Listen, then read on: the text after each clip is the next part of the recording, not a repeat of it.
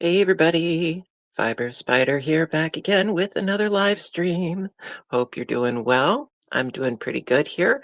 At the moment, I am running solo, but hopefully in a little bit of time, we will have more peoples up in the chat. I don't know. We'll see what happens. um, right now, let's see. I don't see anybody's in here, but that's totally understandable because it is early days. So I don't know. We'll see what happens. Um, oh, Ola Joe, how you doing? How you doing? Um, Now I'm not sure. Can I write something in the chat? Um, let's see. Clipboard. There we go. There we go. Oops. Try that again. Oh, no, no, don't want to do that.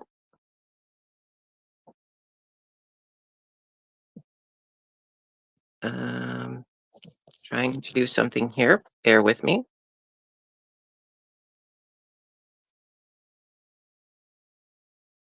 Because I'm supposed to send the linkage.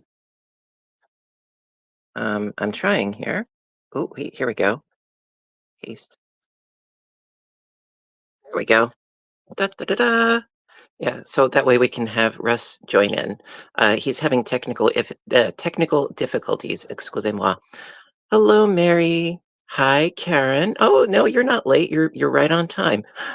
Russ is here. He's in the chat, but hopefully he will be able to join in. And Matt is here. Well, he's in the chat. Hi, Matt and Laura. And chosen 1978, 1 year before I was born. Oh, and Russ is here. Hello. I need to try to blow you up somehow. Hang on. I don't know why, but I'm having issues here. Bear with me. Okay, now we've got you big and I'm not existent. All right, what is going on here? I see. Ta-da! There we go. Okay, so I apologize for the technical difficulties and issues, but we are now here and we are out and about. Oh my goodness.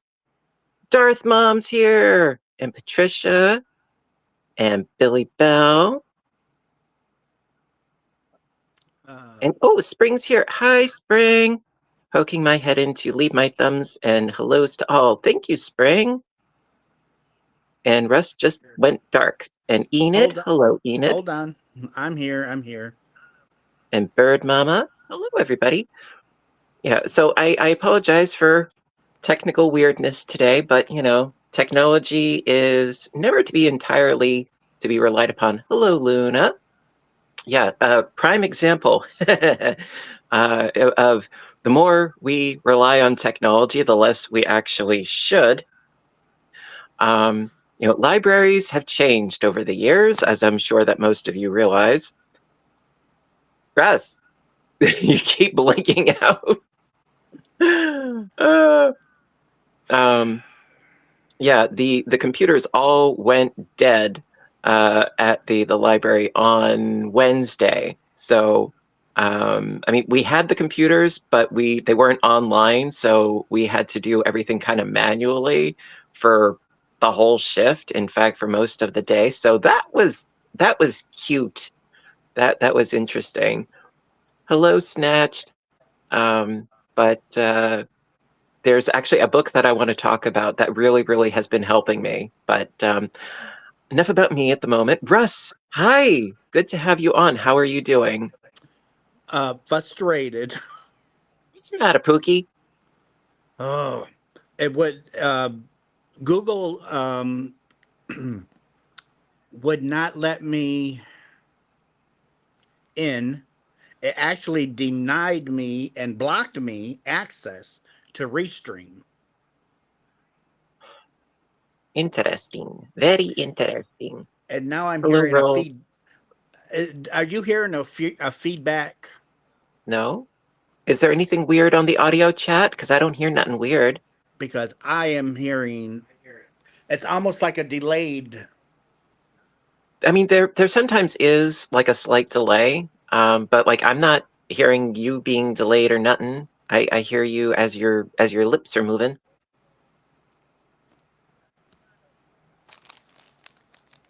Okay. Hey, Panda, how you Let's doing? see. Hello, How Matt. how is Monsieur Gnocchi doing today? Our scared little potato over at Pandemonium Express. Gotta love his streams. Ooh, that's pretty. What's that? What's that? It's going to be a towel. Okay, Rachel, I'm sorry. I'm sorry. Well, it says snatched by Rachel, so I often go with the first word in the verbiage, so I apologize. Sorry, Rach.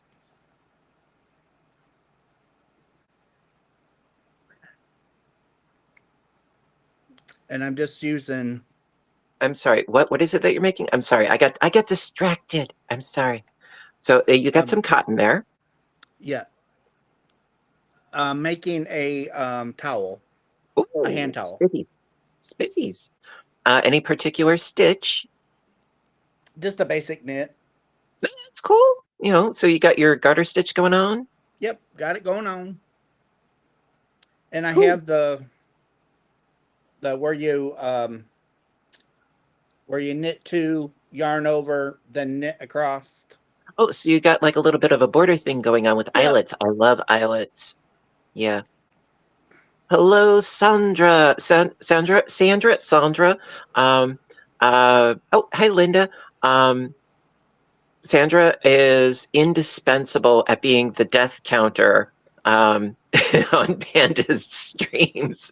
She's very fastidious about keeping track of how many times Panda becomes unalived by a by a xenomorph. Confetti and glitter for all. Debbie has walked into the room. Holly or Miss. My name is Kelly, but I'll answer to just about anything. Go for it. Hi, Sugar Diamond. How you doing? Did I hear Kevin in the background? Hey, Kristen.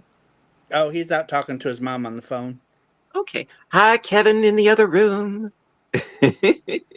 Chris Whitaker. Hello. How you doing? Hello, Sugar Diamond.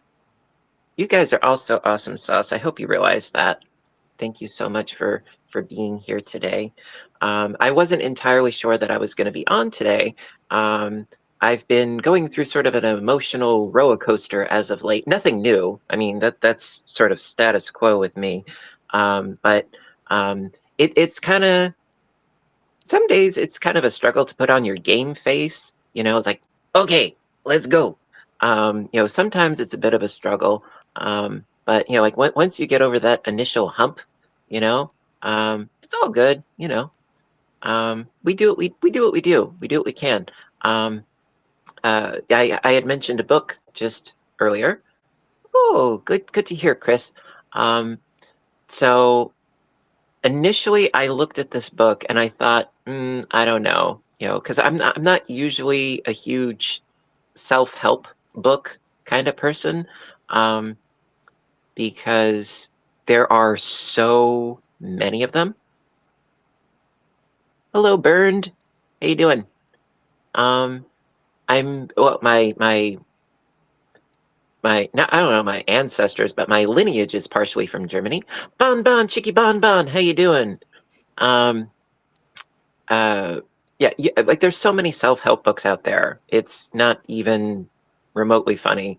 But I saw one the title of it I kind of gravitated to, and it's called The Subtle Art of Not Giving a Bleep. F, asterisk asterisk asterisk. Aw. um Debbie, I'm sorry to hear that. what's the matter, Debs? What did I Her miss? cancer might be back. Oh, I'm sorry. Hi, Tony. I'm sorry to hear that. So it's called The Subtle Art of Not Giving a F. And it's initially I thought it was sort of like a guide on how to be apathetic. And I'm like, I don't want to be apathetic. I just don't want to have my day ruined over stupid nonsense all the time. Because as you probably know, I'm high strung. I wouldn't say I'm high maintenance, but I'm definitely high strung. Hey, Fran. I get way too emotionally invested in things that really are not worth investing in. Um, and I get thrown for a loop pretty easy. Um, so I've been reading through this book. I'm already over like I want to say 100 pages in, and it's actually really good. It's sort of no nonsense, and it sort of goes against the grain. Because so many books, they're like, to be happy, you have to like look in the mirror and you say, I'm happy, I'm beautiful, I'm confident. And this book is like the exact opposite, which is interesting because it's more like, what, you are not special. Everybody has problems, and problems are what help us grow as people, So actually, a little bit of pain, it's like eating your vegetables. It's good for you because it motivates you to be a better person and to do things and overcome things. If you're just given everything and you're not earning anything, what's the point? So it's about like dealing with conflict in a more realistic fashion. And granted, I still have like half the book to read, but it's actually really good. I don't know the author off the top of my noggin. However, I will find out.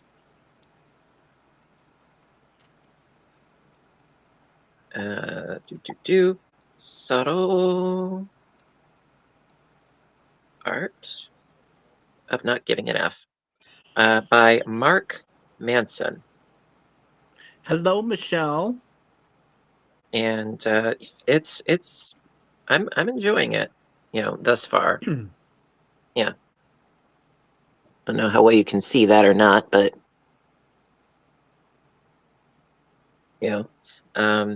and so yeah, I've been reading that. There's a really, really, really, really good app called Hoopla, and it's a free app, and you pop in your library card number, and you can download ebooks for free for like a borrowing period. It's like library affiliated, um, and so I've been reading it on that. It's pretty good. I would recommend it. Especially if you, like I and so many people, we have difficulty dealing with life on life's terms. Um, it's like we would all like things to be fair, right? We would like to believe that, karma exists, and it's like, bad things happen to bad people, and if you do good things, then good things will happen to you. It's not always the case. So this book is helping me to sort of, come to grips with the fact that life ain't fair. Is Fuzzy Butt in the house? I think I saw somebody says, sorry, Darth Mom says, how are you, Fuzzy? I think Fuzzy Butt's in the house. I hope you're doing well, Fuzzy. So yeah, I would recommend the book. Hashtag not sponsored, not affiliated, not nothing, but I like to share with you guys what I read. You don't have Hoopla there. I'm sorry. I tried Audible way, way, way back. I thought it was overpriced for what you're getting. I thought it was way overpriced. Hey, Shay Sales. And after like a month or two, I stopped with Audible. I mean, I didn't see anything wrong with it other than the price. I thought it was kind of outrageously expensive, especially when you can find a lot of audiobooks on YouTube. Me, I only do public domain work because I don't want to get smacked with a copyright. However, there are a lot of audiobooks on YouTube, and you can watch them for free, and they are fabulous, with better voice actors than myself. Hope you're doing well, Scrimshot. Hey, yes, Michelle. We got so many people up in the house. We got 77 peoples. Very nice. So yeah, audiobooks are good, definitely. I mean, I try to do inflection / voices, but I try not to do a voice for every character, otherwise I'd go nuts. Actually, yeah, Libby, that is something that we have through our library, but what I don't understand about Libby is with ebooks, it's a digital file, right? They only have X number of copies of a digital file, so if people have taken them out, then you have to be put onto a holds list for an ebook, which is a digital file, which makes no sense. I don't get it. Debbie, Russ is making a dish towel. Is it a dish towel or washcloth? Dish towel. Okay, I had to verify. I already made the dish rag. There you go. Hi, Val. Hi, So now I'm Carla. making the towel. What are those colors? It looks like a cream and a green, or is that a gray? Um, Hi, Bonnie. the green is called Stone Path. Ooh. Little mossy. And Sandstone? this is Pale Oak. Okay, I was close. You know. Hi, Carmen. But I thought the two colors went together. They do. They definitely do. Sugar says nice, and I agree. It is very nice. You know, it has a very natural look to it, and the fact that you're using cotton just makes it all the more so. And then Ooh, I've got my baby blanket started. is that going to be a like a pie shawl format?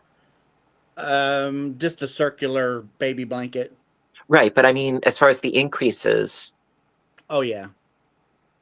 awesome. That's seriously, that is the easiest route to go, because then you could just go on autopilot, and then, you know, once you hit round number blah blah blah, you just increase everything, and then you go on autopilot again until the next increase. Those are fabulous. Well, there's 3 different patterns inside the circle.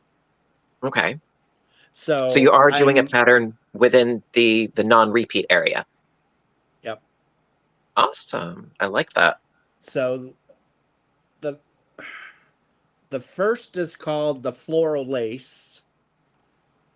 Then it's going to go into the leaf lace.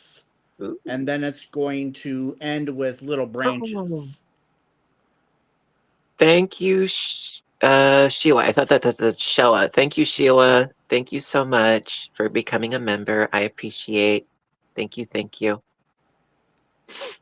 You guys and your support mean ever so much to me, and I appreciate it. So thank you. Denisha's here. Denisha in the house. Hello. See, I didn't know if you were just going like pure knit stitches throughout. No, Hi, Michael. Michael says, hiya, Craigers and Russie Poo. He said it, not hello, me. Michael. And hiya's all. Drive-by thumbing back to reorganizing the yarn room. Much love. Thank you, Michael. Oh, that's going to be gorgeous.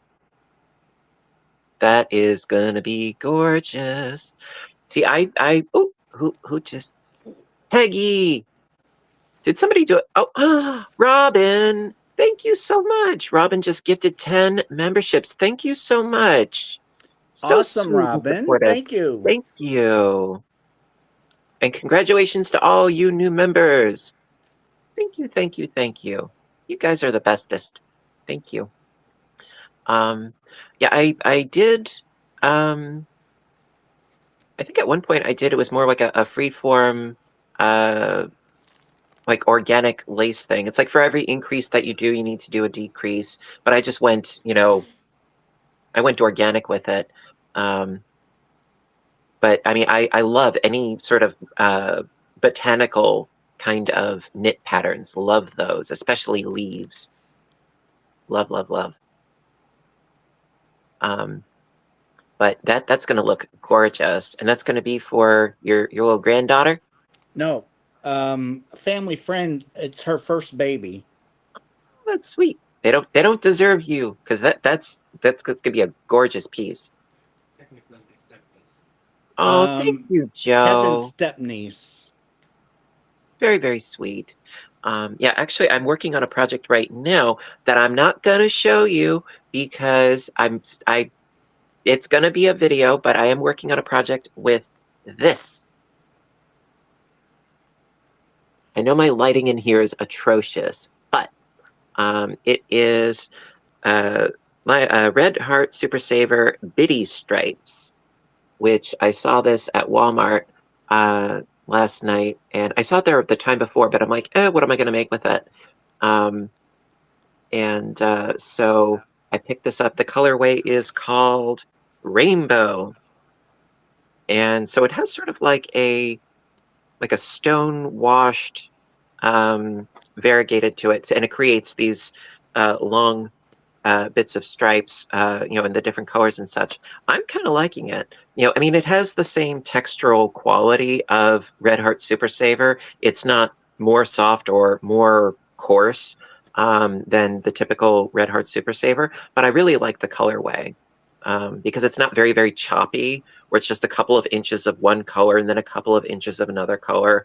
And it's not an ombre, you got a lot of different colors. Although the change from one color to another, it's not bad, it's not choppy.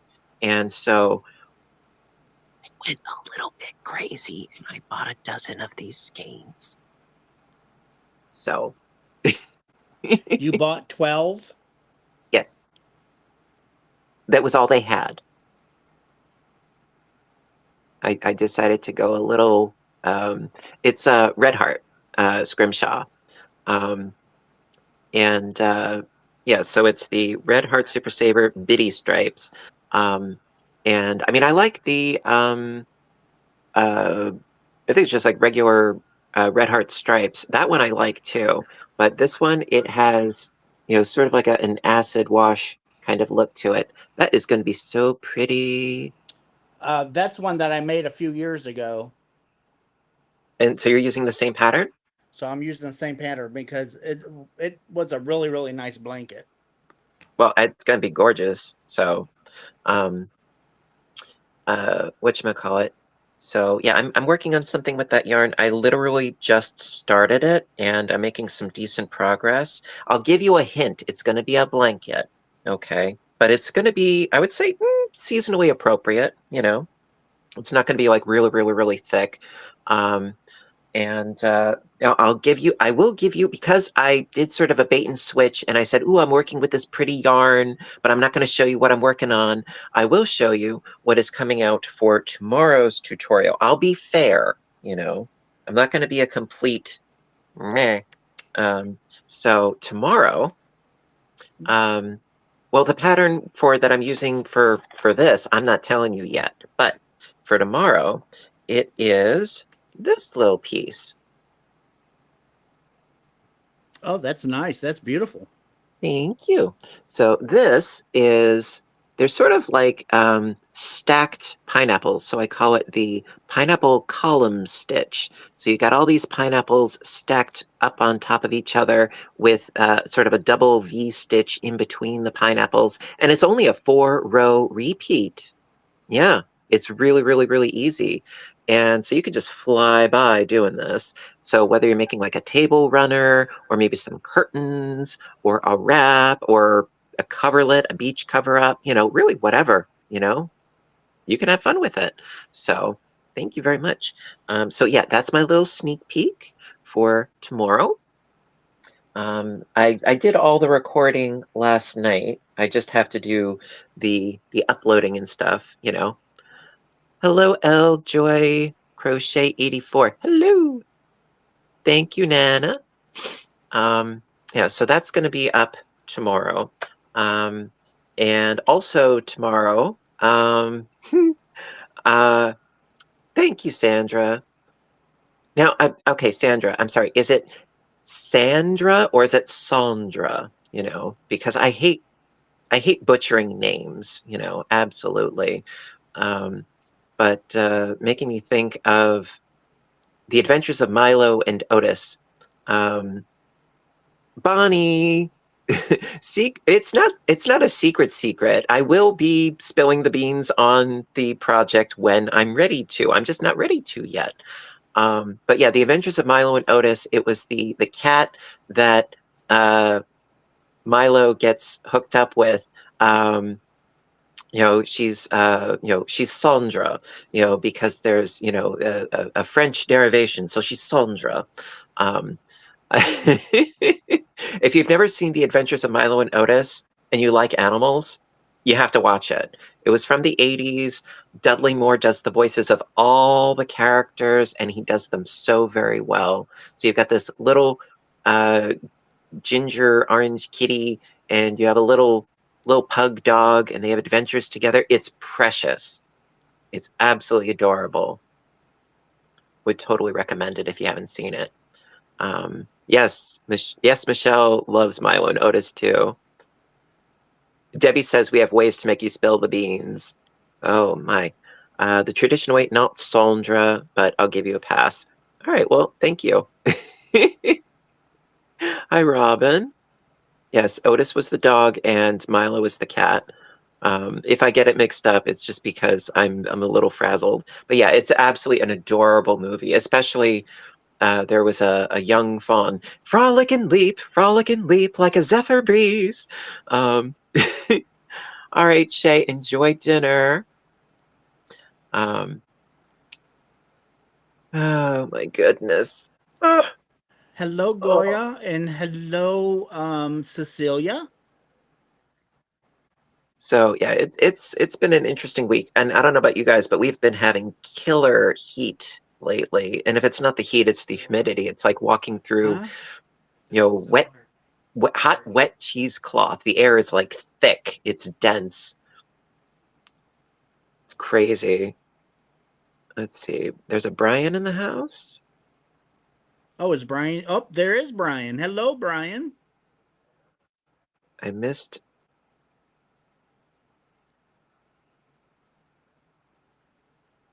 the thingy saying that Brian was in the house. Oh, Brian Brown. Hello. Yep. Yes, we are the Huggable Crew. Brian Brown. Hello. Hope you're doing well. Yeah, the heat did come down a little bit, thank God. But on Long Island, yes, we get smacked with humidity. I mean, because we are surrounded by water. The humidity. But no, what I was gonna say is that I'm all prepared for my tutorial for tomorrow. But what I'm bracing myself for is I'm hitting the chair again. I'm going to get another tattoo tomorrow. It's going to be interesting. So I'm looking forward to it. Definitely looking forward to it. The last tattoo that I got, which actually I can show you. Just give me 1 second here while I pull up the photo that I'm looking for.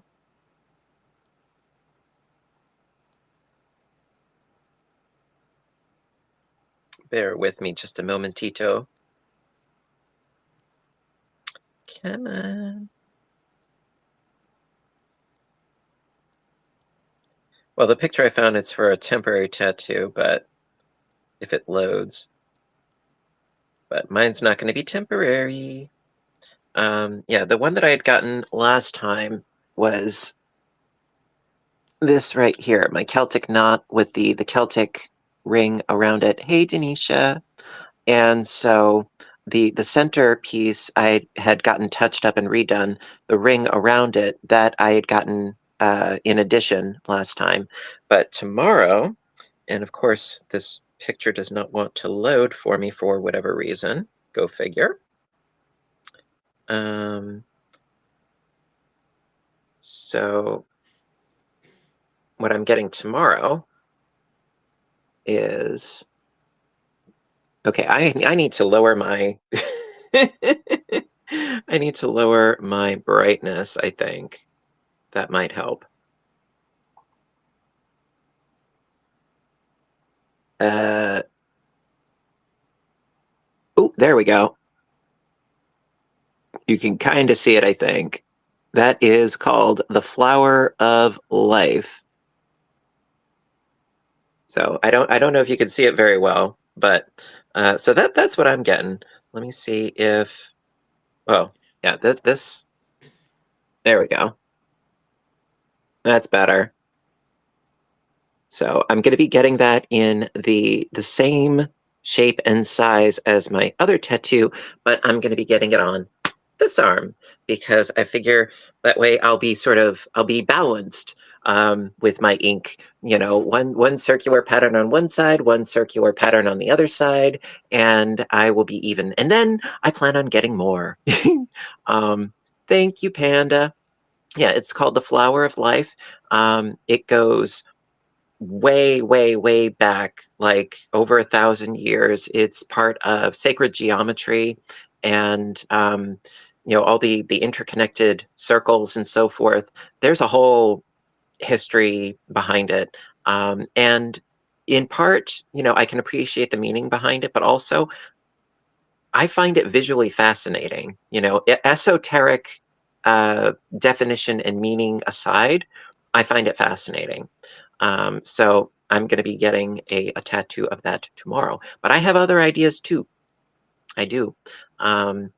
You know, I don't know if any of you are familiar with the Celtic Tree of Life, where it's another circular design where there's a tree trunk in the middle, and then the branches coming out of the top, and they come down, and then it goes into the roots, and so you have this sort of you know, this cycle, if you will, and it's all interwoven in a Celtic knotwork. And that I want to get smack dab right in between my shoulders. Hi, Vicky. Smack dab in between my shoulders on my back. Trying to figure out how I would do that and deal with that with the logistics of it, because after you get a tattoo, they put a thing on you called Sanoderm, which is this sort of you know, breathable bandage. It looks sort of like cellophane, but it's sticky AF. Hi, Karen ABQ.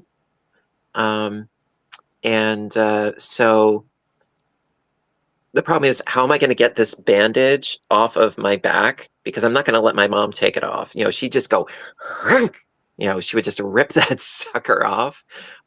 So I'm not sure how I would deal with the logistics of that, but maybe they at the tattoo parlor, maybe they've got ideas. Bonnie, you're never going to get a tattoo? How come? What, and you're not either, Russ? I know you don't deal with pain well in general, but it's like it only hurts when you're getting it done. Afterwards, it's fine. Oh, come on.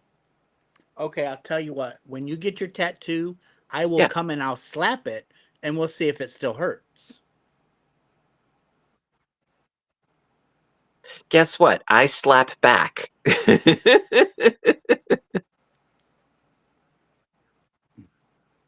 So it hurts more than just when you're getting it done. No. I mean, okay, it doesn't hurt if your friends are nice. I am beautifully nice. I am the bestest best friend in the world.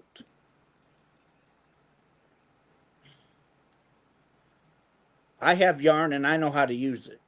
Yeah, well, yes. How to ship it. Ooh, Darth Mom, what do you have? See, Darth Mom has tats. What do you have, Darth?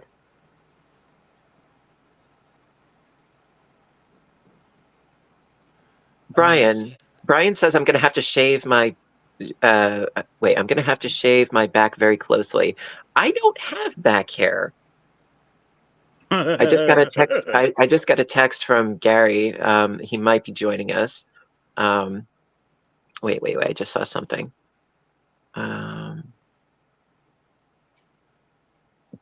Yeah, Joy says one of my coworkers could do it. Actually, it's funny you say that because it's actually one of my coworkers that's going with me tomorrow, because she's also you know, going to be getting a tat. We're having a sort of like a tattoo date tomorrow, strictly platonic, but you know, we're both going together.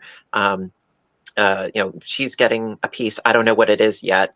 I knew what it was, but she changed her mind. Joy, you are never too old for a tattoo. Seriously, I saw a video of a woman who was, I want to say in her 80s or 90s, she was getting a tattoo. And she like fell asleep. She was so used to the idea, you know? A unicorn, a butterfly, an eagle, a teddy bear, and a dolphin on your leg. Darth Mom, go you. You got the whole cornucopia going on. Go you. Hi, Ruth. But yeah, so she's going to be getting something. I'm going to be getting something. So, you know, it's going to be fun, you know? So yeah, tomorrow at 6 Eastern Standard Time, I will be getting inked. And I'm very much looking forward to it. But why won't you, Russ? It's because you don't like the idea of something permanent, or it's because of the pain? I just don't like them. Like you don't like the connotations, or They look good on other people. So you have okay. So somebody my size. I'm sorry. So Bonnie says, I'm sorry to inform you that when you get old and you have tattoos, they look terrible. I've seen it. Bonnie, I don't plan on living that long. So somebody my size, let's say I get thin, the tattoo's gonna look. I just wasted my money. Well, do you plan on getting thin? Yeah. Okay, well then get thin and then get a tat. But then I'll get fat again. And I plan Well, on doing that too. You need to make up your mind. Michael says, never too old. My mom got her first and only one at 62. See? Michael's mom did it. Michael has them. Tony has them. Maybe I'll get one on the bottom of my foot. Ooh, I wouldn't recommend that for several reasons. One, that is an extremely painful spot. Two, they don't last well. You know, on the palms of your hands and on the bottoms of your feet, because you're always coming in contact with something, they don't last very well in either spot. Okay, I'll get my tongue. I'll get my tongue tattooed. Same thing. I know you love to be difficult. I know it's part of your reason to live, your raison d'être. But, you know, like you always have to be difficult. Why? I love you, but why? Because I Why? can. I know you can, but meh. No, you're never too old. But so you don't want to get one because of your current weight. And then when you go to your idealized weight, you don't want to get one because you are convinced that you're going to go back to your unideal weight. And then if I spend $400 on a tattoo, that's $400 I can't spend in yarn. Well, maybe it'll curb your yarn buying for a bit then. I'm very concerned about not having no yarn.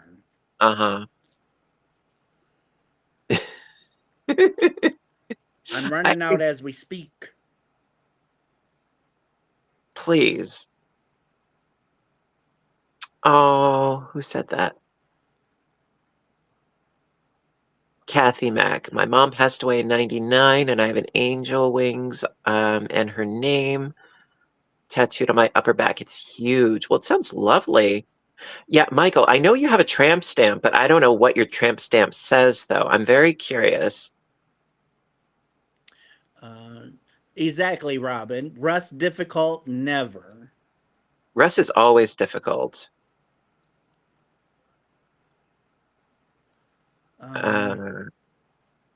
Oh, Joyce says, I told my son when he was younger, he can get any piercings he wanted as long as he did his wee-wee first.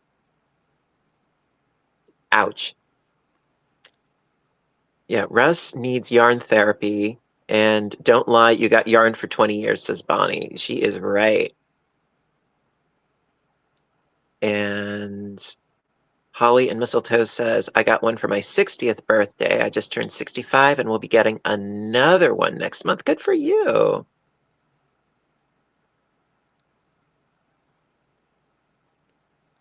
Yeah, Russ only has 2 skeins. Yeah, I'm so sure. Yeah, see? And the tat will last longer than the yarn, says Darth Mom, and she's right. 1, 2. Mm-hmm. 2. Well, those aren't skeins; those are cakes. Well, either way. Actually, Sandra had a great idea. Get a yarn skein tattoo. Therefore, you will never be out of yarn. Now that's inarguable. Sandra, you win a gold star. No, because that takes away from my yarn fund. But you'll always have yarn with you. But I love to feel the different yarns. Okay, don't take this the wrong way, chat, but yeah, you can feel yourself.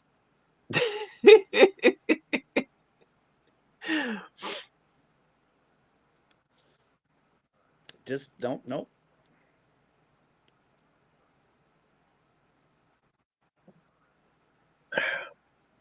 It's gonna be fun. Yeah, so I mean, as far as the piercings, I mean, I'm pierced. I don't think I'm gonna get any more though. Yeah, is that some of your new Hirschner's yarn that you're working with, Russ? Nope. This is what I bought from their sale before, and I've already got stuff in my cart that I need to purchase before midnight.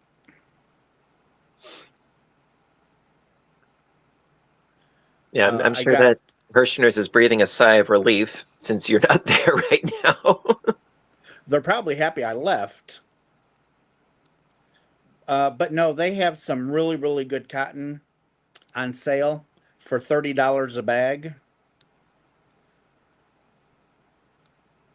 So I want one of each color.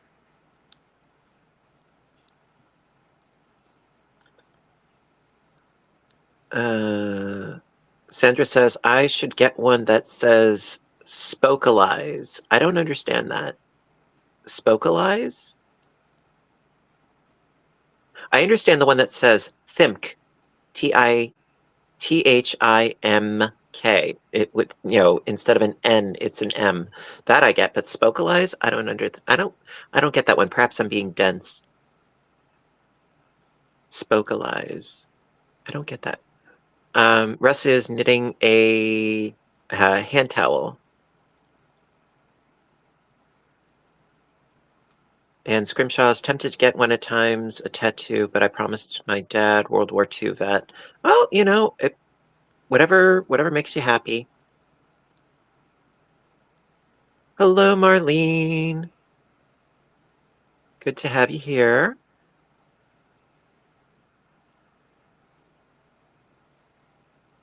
It's a term that my boyfriend made up, and I say it when people fall over their words. Okay, makes sense now. Okay. Well, I mean, made up words are the most fun. Lewis Carroll did it all the time. He would take two words and smush them together like a portmanteau.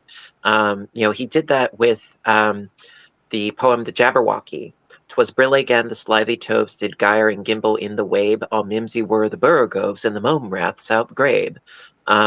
I used to remember the entire thing. There was like many verses to it. But yeah, he made up a lot of gibberish words that he created the meaning to by sticking two words and then smushing them together into another word to create a new one. So, little fun fact. And who is the dish towel going to? Your mama? Me. Oh, you okay? Well, you deserve it too. You don't deserve more yarn, but you do deserve nice things. You don't deserve more yarn. You and your bark. You and your bark. Oh. Oh, I hurt. You're having ice cream for dinner? Bonnie? Lucky, lucky.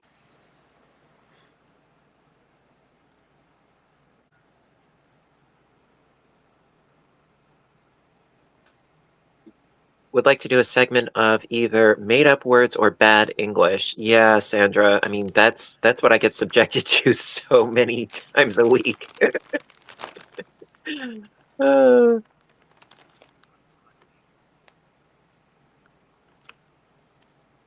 Favorite word that Peter Jackson said was clumbersome, says Ruth. That's a good one. Sort of like cumbersome, but you're like clumbering around or clamoring around. That's a good one.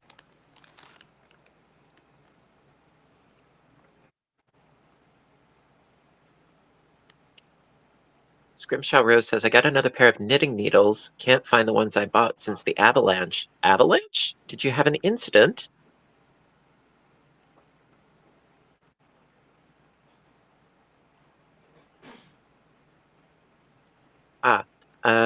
Holly says there are only 7 stanzas in the Jabberwocky. Walrus and the Carpenter is a tricky one to memorize. Yes, the Walrus and the Carpenter were walking through the sand, or they were walking close at hand.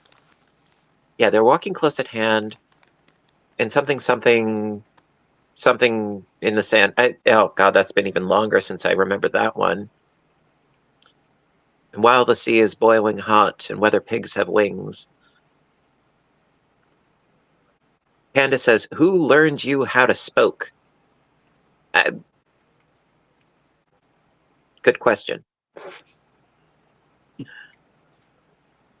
Russ, are you cutting the points in that candy you're eating? Mm-hmm. Or I think that means counting the points in the candy that you're eating. I just cut them out. Ah.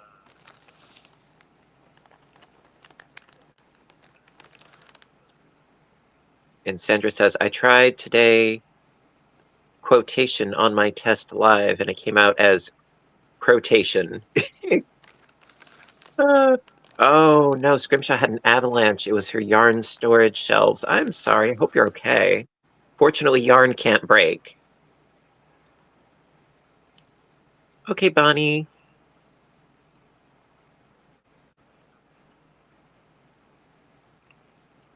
Yeah, cows don't fly. That is a very good thing. If they did, could you imagine cow patties landing on us?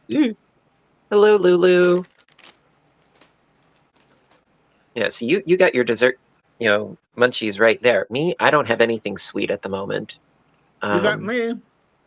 The sun was shining on the sea, shining with all its might, and this was very odd because it was the middle of the night. See, I do remember some parts of it. It's been a long time. Now, the thing about that gets me is that the original old school animated is that little Tippy Tell them with her hi. beans. Tippy with Tell her 'em little hi. toe beans. Vicky, I'm currently working on a blanket project utilizing this yarn here, but it's a surprise. Huh? Our little Tippy, our little supervisor princess. Yeah, Ruth says you're spicy and you know it.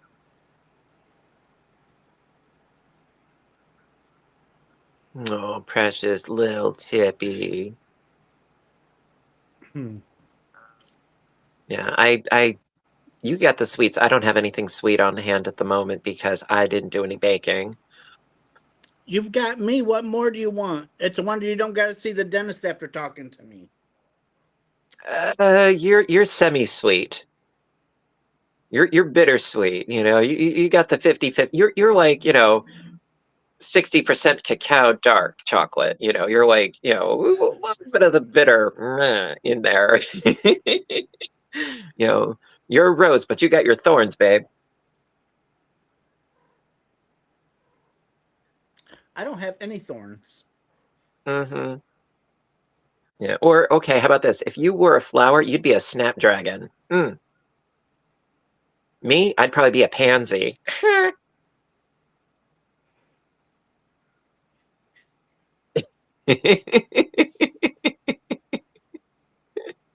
I was more or less thinking forbidden fruit.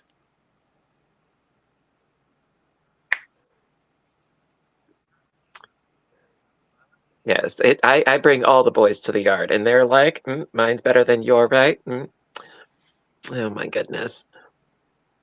March got a shot in my hand or a trigger finger yesterday. Pouting can't crochet. I'm sorry. I just finished the lace embrace shawl. Thank you, and thank you for that tutorial. I love the way it stays on the shoulders and doesn't slide. Any sort of like a crescent shawl or a wraparound shawl, those are awesome because yeah, like you don't have to fuss and fidget and I mean, if I do love traditional triangular projects, but they have to be big enough where they like totally drape around your shoulders. Otherwise, yeah, they will go all over the place. Crescent shells are awesome. Wraparound shells are awesome. If you want something that's a little bit more utilitarian, those are awesome, definitely. Barbara, I should be live tonight.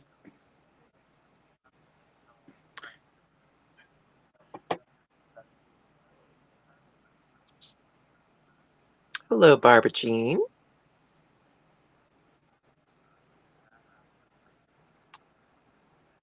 So aside from your live, are you planning on anything fun this evening?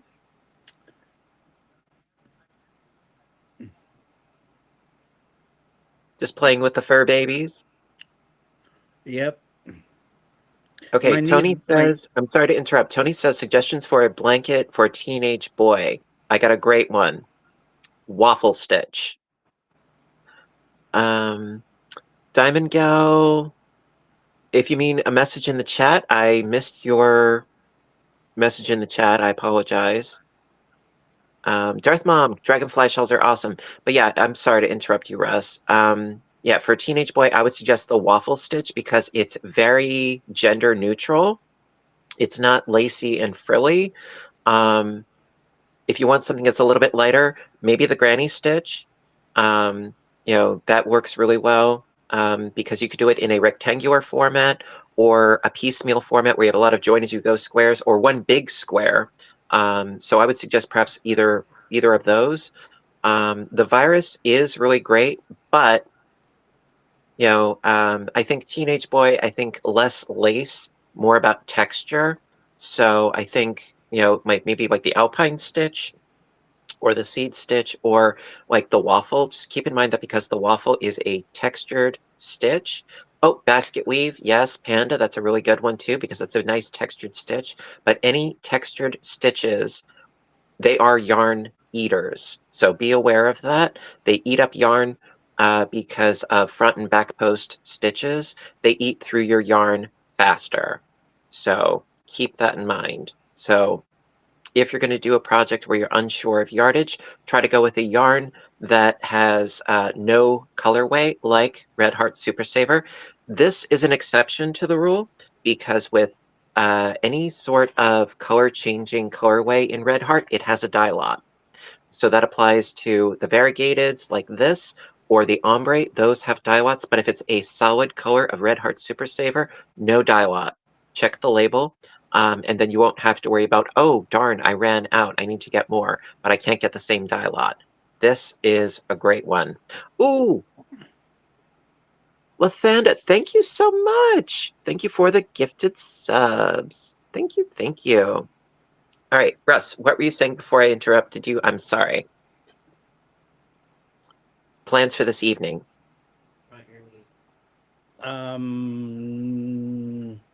Thank you, just Karen.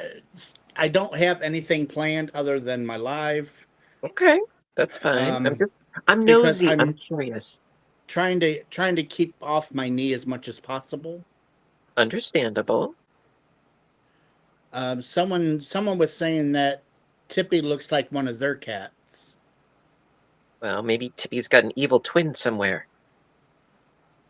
No, Or maybe she's the evil twin. Yes. How you doing, Kevin? Hot. Understandable. I was just outside. Oh, you brave soul.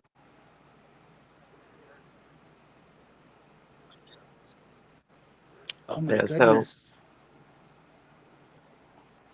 What, sweetheart? Congratulations to the new members. And after today, oh, Matt has one last sub, and then he'll be home. That's awesome. I hope he can join us. Yeah, what I do for members, it's a little thing. It means a lot to me, but it's a little thing. For those of you that are members, I compile all the members and I put a credits list at the end of my videos.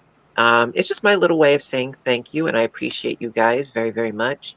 So it's like after the outro of the videos, I do the credits list, and I update it. I want to say every couple of weeks or so. Excuse me. So it's my little way. Diamond Girl wants you to make a peace sign fillet blanket. That's actually, what, I did consider that. Actually, it would be funny. Well, I don't know, funny is the right word, but it would be interesting to do a blanket incorporating different symbols that utilize the circle as their basis. Sort of like, one would be a peace sign, one would be an anarchy sign, one could be a yin yang, all sorts of like circular symbols that incorporate different meanings all within the same piece. It's a thought. It's a thought. But peace signs, I used to be very much a hippie, if you will, when I was in middle school. I had peace sign necklaces when I was in middle school. I did back in the day. I did. I used to have a lot of necklaces and charms and things. Sometimes I would wear like multiple ones per day, and the chains and the chokers, they would all get tangled up and stuff. But yeah, a peace sign was definitely one of my biggies. The yin yang was another one. I also What about had the infinity sign? Never had that. Hi Tracy. Yeah, I never had the infinity. Never had a cross or a Jesus fish or anything religiously oriented. Although I think I might have had I might have had an ankh at one point. And then I had a really, really cool one. It was, I think it might have been pewter or something to that effect. It was a dragon's claw holding a glass orb, which I thought was pretty cool. But yeah, I haven't worn any sort of necklacey type thing in a long time. I wouldn't say I was a flower child. I was just, I gravitated towards, the 60s when I was in middle school. I always thought it was, a hip and happening time to be alive, and I kind of resented not having enjoyed it myself because I was an 80s child. And in the 80s, everything was neon and plastic, and it was all about hair that was so big that it was harassed. I mean, it was just hairspray and gel. And yes, back in the day, I had big hair. Now I have no hair. How the tables turn. Yep, I used to. I used to have big hair. And that's why in high school, I had the nickname Ducky, as in pretty in pink. And that lasted all through senior year of high school and well into my college. I think you could call it a career, because I was in college for 10 years and I only ended up with a 4-year degree because I went part-time mostly. That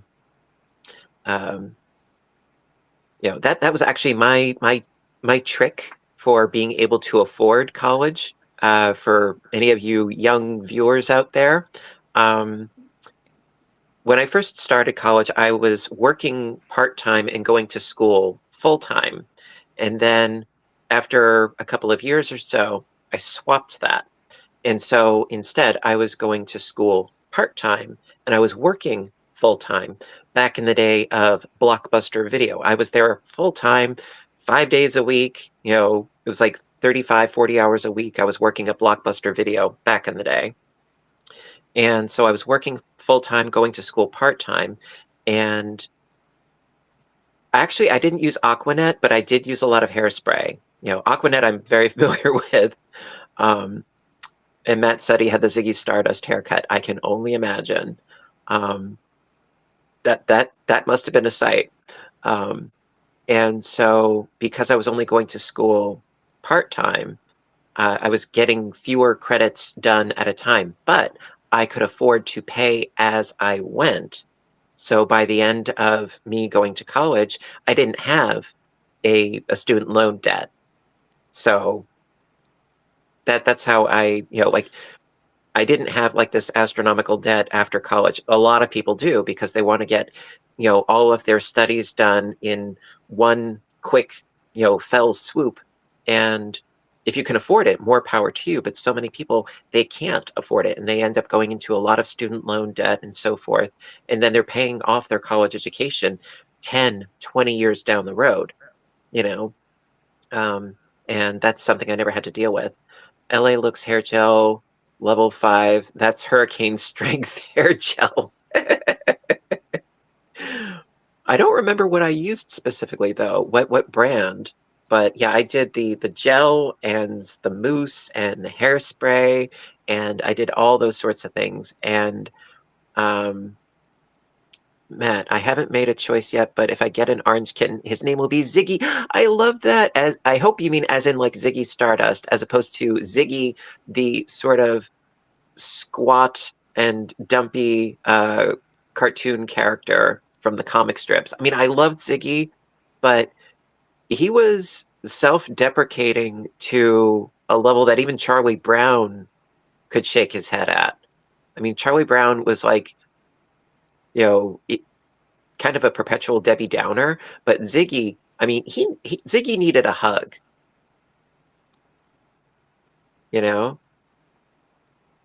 Ooh, Gary's here. Let's get Gary in the house. Hello. Hello. Gary's in the house. How are you? I'm well, and you? Hi, Russ. Not Hello. bad. Hello, everyone in the chat. So you just got home from work? I actually work from home, but I am sort of like, I type in chat to let people know, have a great weekend around the time that I should be leaving. So yeah, I'm done now, so I'm here. It's awesome. Yay. Thank you for joining. Thank you for Very much inviting. appreciated. Well, of course, I mean, I have, I'm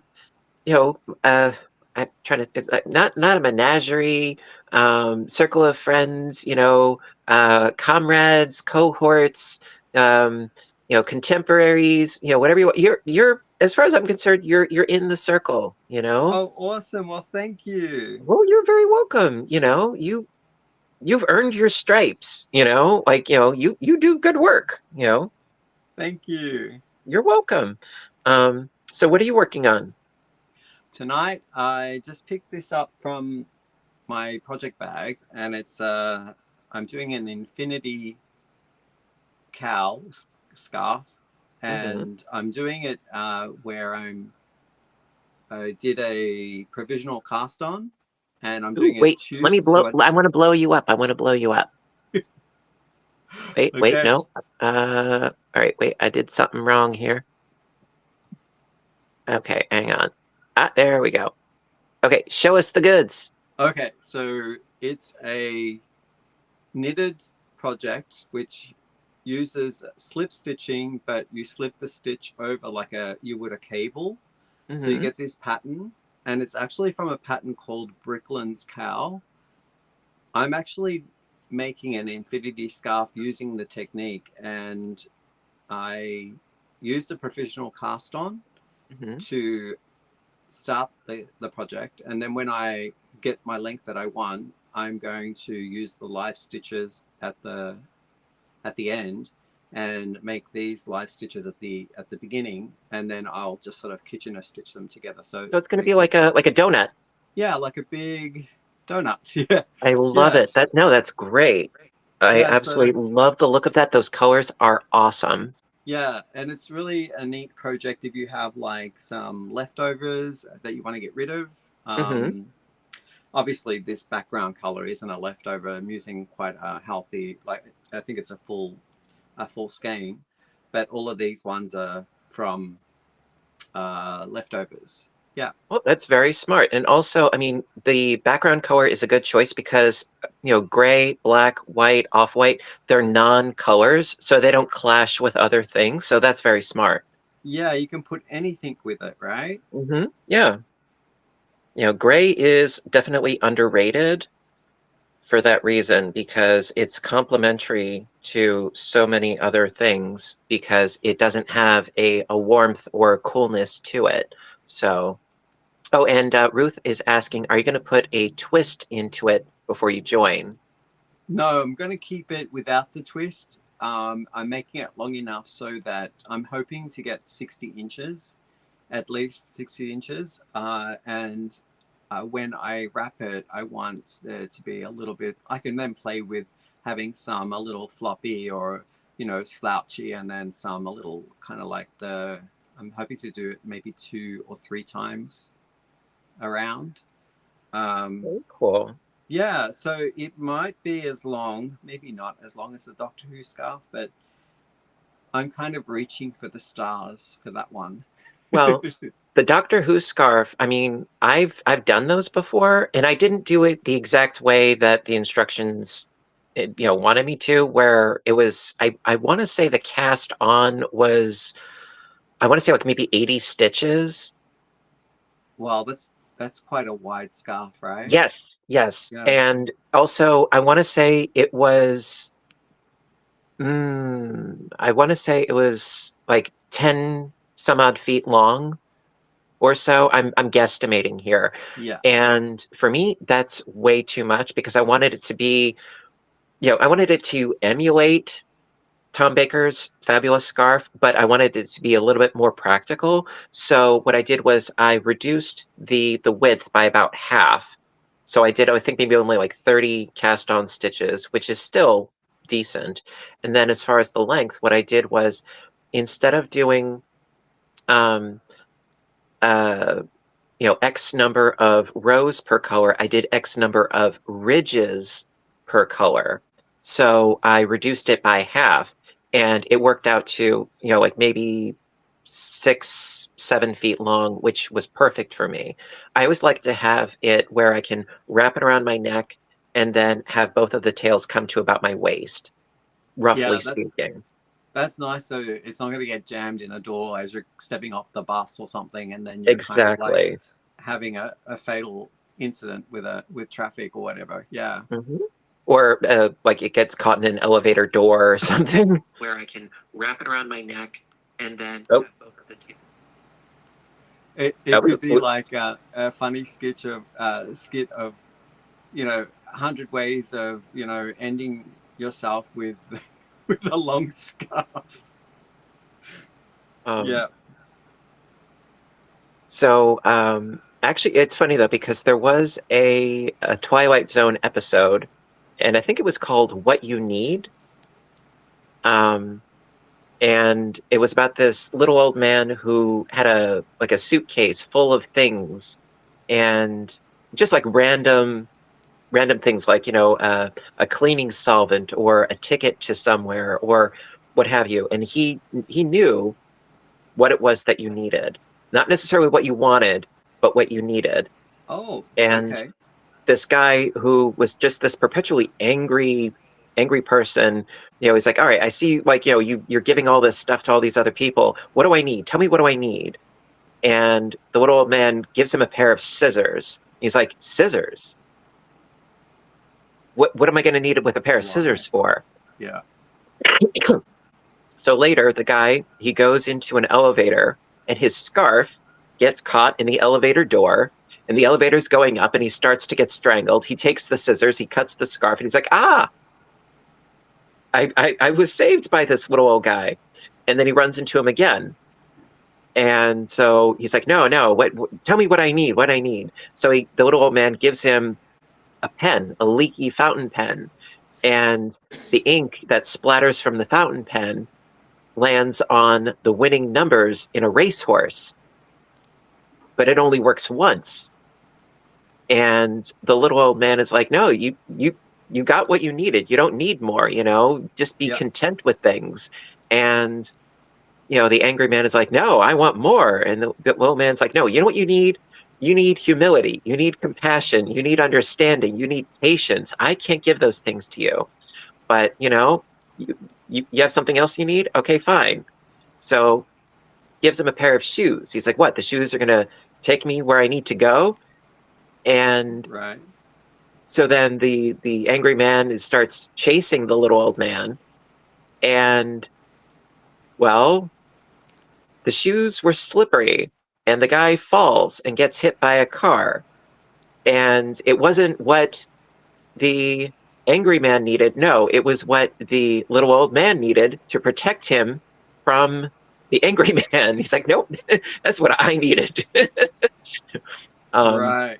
So, of course, it had that typical Twilight Zone twist to it, as per Yeah. usual. It's almost like a moral of the story, right? Yes, Yeah. yes. And that was why the Twilight Zone is such a fabulous series, because there was always a little, a little twist to get you thinking, like, oh, yeah, that fits, that works.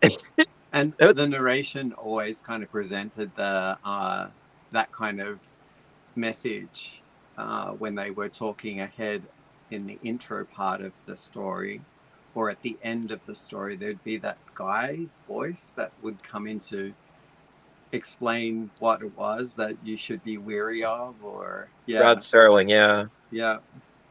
And it's funny because, in the 60s, it was Rod Serling. And I mean, he was just fabulous. But then in the 1980s, it was Burgess Meredith. He was the narrator. Mm-hmm. And which was funny because he did a number of episodes in the original series. There was Time Enough at Last, where he's a bookworm who survives a nuclear blast. There was The Obsolete Man. That was another one. And then there was another one, I think it was called The Incredible Mr. Dingle, where he gets like superhuman strength. And so he was in a bunch of them. And then, in the 1980s, he was the narrator for the Twilight Zone in the 80s. And then in the early 2000s, they did another revamping where they did basically some new stories, but a lot of retellings of the original stories. Yeah. Remaking and rehashing, it's kind of a cheesy cop-out. Yeah.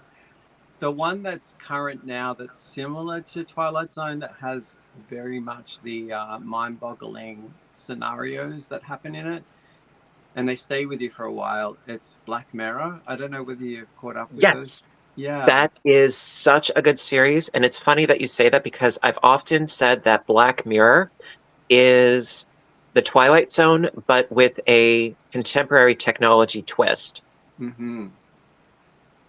And how they came up with the name was Black Mirror. If you take a screen, a computer, an iPad, a phone, and you turn the power off, what do you get? You get a black mirror. Right. Uh-huh. So it's very relevant to, the technology aspect of it. That is a profoundly disturbing show, but good. Yeah, it sticks with you for sure when you think about like the possibilities aren't that too far, fetched in some ways. Yeah, you're very right. I haven't seen the most recent, I think 2 seasons I haven't seen. Mm-hmm. I think the last episode that was new or new-ish that I saw, I think it was Miley Cyrus was a like a little AI robot doll. Yeah. That was, I think, one of the last ones that I saw. And Sandra, Black Mirror is very, very much like the Twilight Zone. Would totally recommend it if you haven't seen it. It's on Netflix, for any of you that are not familiar. Really, really worth it. I want to say there's maybe 8 seasons or so. And the nice thing about them is that they're standalone. You can watch one and you're totally fine, because they don't meld together as far as the plot line. So it's not like a serial where you have to watch every single one of them to understand what's going on. Also, there was another offshoot of Black Mirror. It was called Jabberwock or Jabberwocky, and it was an interactive one where you could hit prompts with your remote, sort of like a choose your own adventure. Did you see that? No, I haven't seen that one. No. You should check it out. Yeah, I will. And I didn't do my homework because you sent me one of the scary movies to watch from like the classics. And I haven't yet taken the plunge. I got a little bit busy, but I do want to watch it because I want to see whether it is, a classic for starters. Yeah. Well, wait. Oh, Matt's here. Matt's here. Yay. Hi, Matt. Oh, and he's got little Paco Taco. Yeah, he was wanting a hug. Was he fussing? Yes, as a matter of fact, he was. Well, then he was being consistent. We love our little Paco. With his little tongue, poor little tongue hanging out. Oh. So you got all your errands done? Yes, as a matter of fact, I did. Aw. He needs some tummy rubs. He's adorable. He's a little gentleman. So you had a Ziggy Stardust haircut? Yeah. Now look Really? what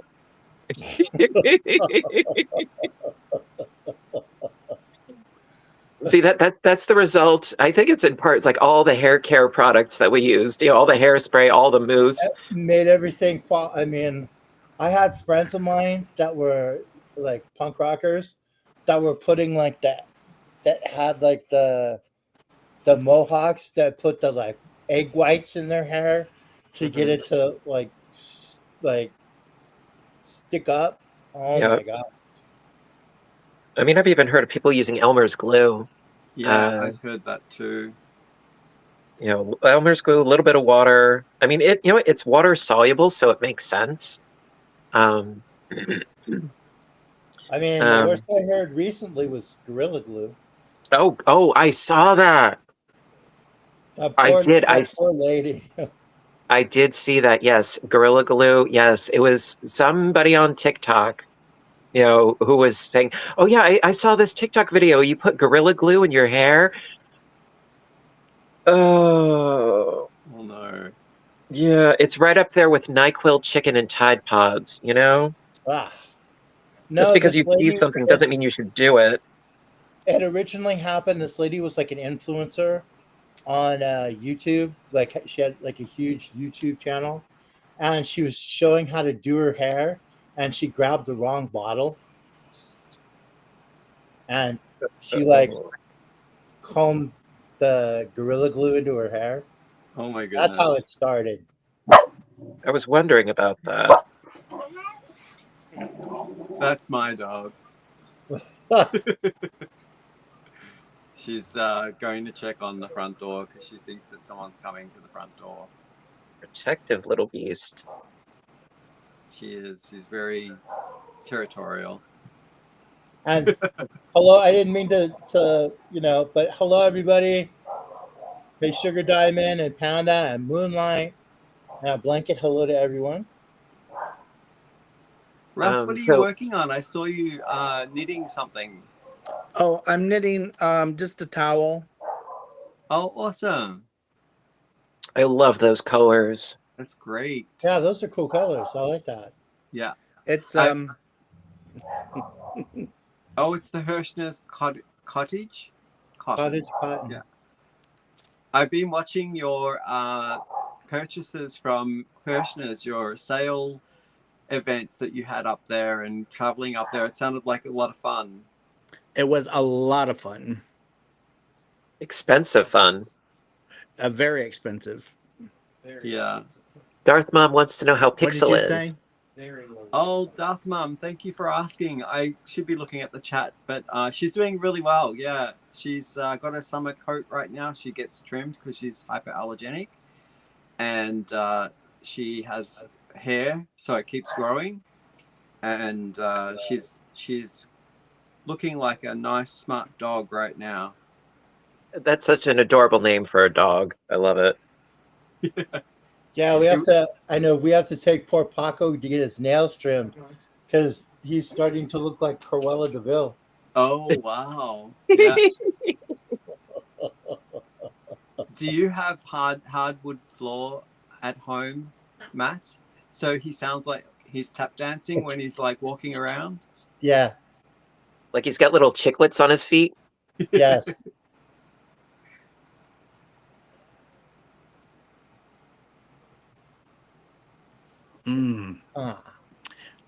Craig, Can I'm you- going to Yes. step down and scoot.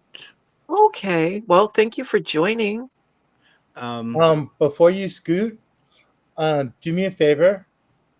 Take a picture of Tippy's face and text me.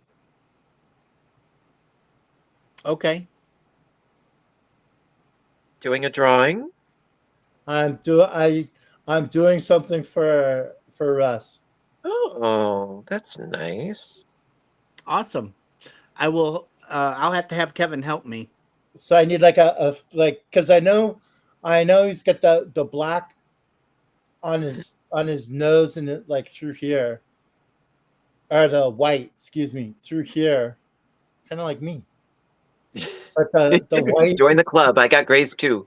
the white through here, and then white or gray around his eyes, right?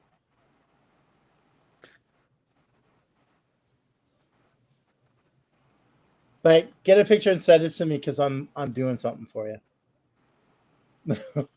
Please. Russ?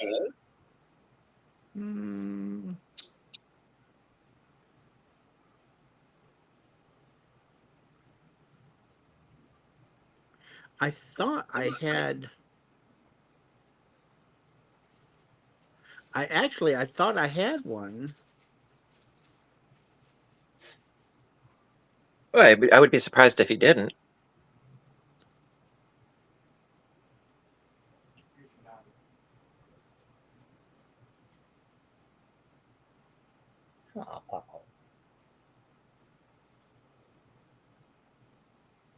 But I'm not seeing one. Well, whenever you can, just take a happy snap and send it off to me. Because I got a project I'm going to start working on maybe this weekend. Colored pencil, watercolors. What you It's a doing? secret. Yes, but I'm nosy. I was, admit it. Where's my? Crayons, pastels. No, it was in a book that I. Oh, there you Yeah, go. send me the picture, please.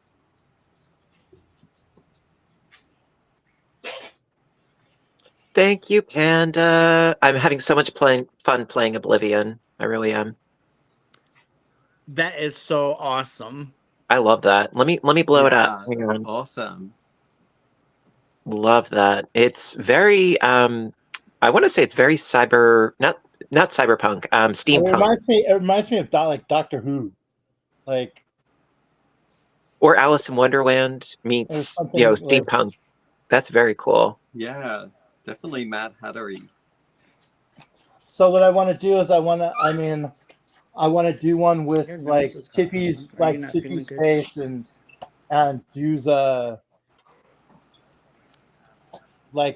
do almost like Tippy's face and stuff and do it and send it to Russ. I like that.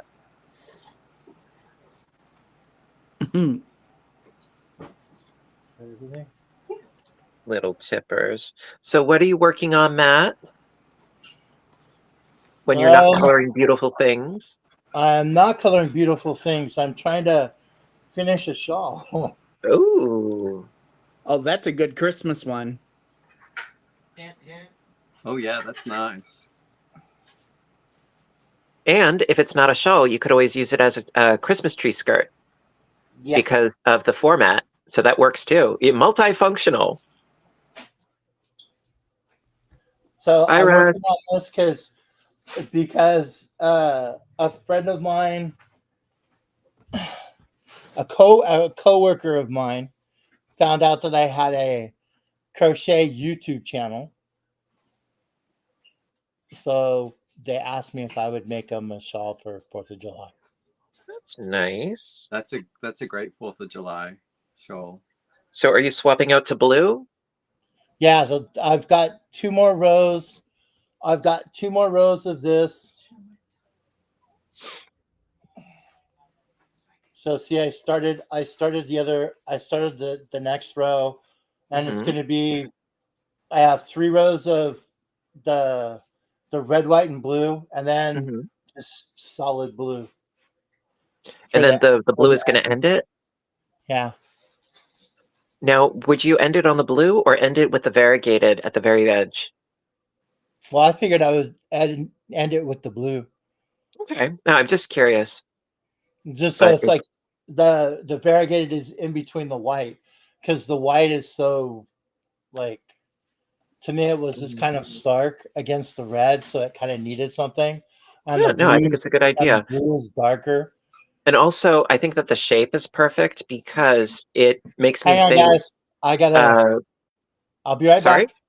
Okay. But no, I like the shape though because it makes me think of, like the stars in the flag or like fireworks, Yeah. with the blow up. Thank you, Robin. Thank you very, very much. Yes. She says to give me a thumbs up. Thank you. Hope you have a good evening, Russ, and have fun on your stream later. So yeah, we were talking about tattoos before. Do you have any ink? No, I don't. I spent a long time thinking about what I would want to get, Mm-hmm. and nothing came. I had a list of things that I would review over like maybe 6 months, a year, to see if any of them would stick. And none of them did. So I thought, well, if I'm so like unsure of what to put on, I didn't do it. But I kind of wanted to. Well, I think that is a very reasonable approach, and I think that is totally fair. Mhm. I have heard a lot of people, what they do is they will take a picture of what they're thinking about getting and Yeah. then have it on like their bathroom mirror, or you could use it as your phone wallpaper. And if like you're still in love with that image 6 months to a year down the road or whatever, then yes, go for it. If not, then no, Yeah. don't go with it. Hi again. I'm back in action. Hello. I, And I so honestly think that I could still get one, but I just don't know what it would be. Yeah. no, that's totally fair. Um, and I understand and I appreciate that method of thinking about getting a tat. Um, but I also am kind of the mindset where if you do that, you'll never get anywhere. And that's Exactly. because we are always changing as people, like what we Mhm. like, what we favor, how we feel.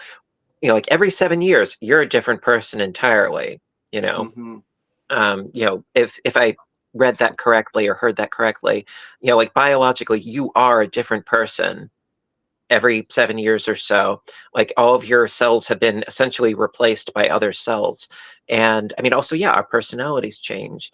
Now, the reason why I gravitated towards getting something Celtic is because ever since I was knee high to a grasshopper, I was fascinated with Celtic artwork, even when I didn't even realize the Irish origins, because I am part Irish. That aside, I found the interlocking weaving of the knots fascinating Yeah. because they're just lines, but there's a infinity about them, and I've always just found them to be totally fascinating. and that has lasted ever since I was a small child. And then when I was 18 and my coworkers were all going and getting tattoos, I just saw the one that I have, the centerpiece and the diamond, that one. I saw it on the wall. It was flash art, and I'm like, you know what? I'll get that. And that was very impulsive, but I don't regret it. Yeah. Because it holds to what I value, what I appreciate, what I like. And then I got the Celtic ring around that because it goes with it. And then as far as the flower of life that I'm going to be getting on this arm, I only discovered that very, very recently, within the past maybe month or two. But it hit like a chord with me for the same reason, because there is this infinite kind of flow about it, and also because it has very, very old origins and meanings, not just in one culture but in many cultures. One of the first places that it was found was in ancient Egypt.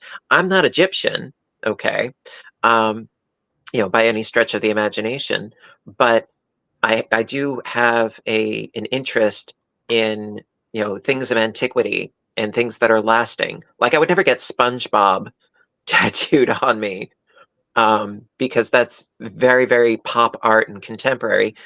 And it does have some value because it's been very influential in our culture over the past, decade. But I don't gravitate to it. You can just get the lick and stick ones for that. Yeah. Or maybe something in henna or something like that. Yeah. Absolutely. But I mean, as far as sort of like a pop culture thing, the closest to that I think I would go would be either maybe something Alice in Wonderland related, but not the Disneyfied version, but the original Tenniel drawings, the black and white pen and ink sketches, something Right. like that I could see doing. Because those were the original artwork pieces. So I could see something like that. Or if it were something more contemporary, I could see getting something from Frog and Toad. Yeah. Because they're very Candace says, Gary, you had me at lick and stick. Naughty, naughty. The Frog and Toad books, yes, they are more contemporary, but as a child, I had such a fascination with them, and I absolutely love them because the illustrations are very cozy, and they're best friends. I mean, look, just this one first page here. Yeah. They're just sort of chilling out, and they're enjoying each other's company. There's another picture, if I can find it. It looks like Wind in the Willows. It's sort of, it has very much the same sort of vibe where they wear clothes and they live in houses, and they're anthropomorphized. They know that they're amphibians, but they live much like people do. But I'm looking for one specifically where they're both on a bicycle, if I can find it. And I absolutely love the illustration. I'm looking for it now. But yeah, Well, this book. I'm glad my 18-year-old self wasn't impulsive to get a tattoo when I wanted one. What did you want to get? I would be a 60-year-old man running around with that on my forearm. There are worse things. Oh, I can just see the top of it the way that my phone is. There are worse things. But I found the picture. So, wow, Eddie. You know who Eddie is? Yeah, I know who that's Eddie the is. picture. So they're riding a tandem bicycle together. You just went up a couple of pegs, Gary. So, I mean, if I were to go something like that route, maybe the two of them, because they're very cozy, But, I have ideas. So Ruth wants to get a full back even star tattoo. That's cool. You know, I mean, I don't know how big I would get it, but the Tree of Life on my back, I would really like to get if I could figure out the logistics of getting the Sanoderm removed afterwards. Yeah, Sugar Diamond, Frog and Toad are my Jimmy Jam. I love them. It's sort of like an early reader version of The Wind in the Willows. You know, Yeah. more simplistic. You know, they're friends. They're buds. Now I'm curious. Were you an Iron Maiden fan? Me? Yeah. Because you know who I Eddie is. I had friends that were, so you know, Okay. I don't judge the music, my friends by their music. So when I was in circles in high school, they were Iron Maiden fans. So we would listen to their music and they would have their Eddie shirts on. And yeah, definitely headbanging like Exactly. hardcore rockers. But, you know, I'm kind of jealous of you because you saw ABBA. That I did what, sorry? That you saw ABBA. Oh yeah, I can't believe you remember that. Yes, I did see ABBA. I don't know whether anyone knows that ABBA has a movie about their travel to Australia back in this, I think 1976.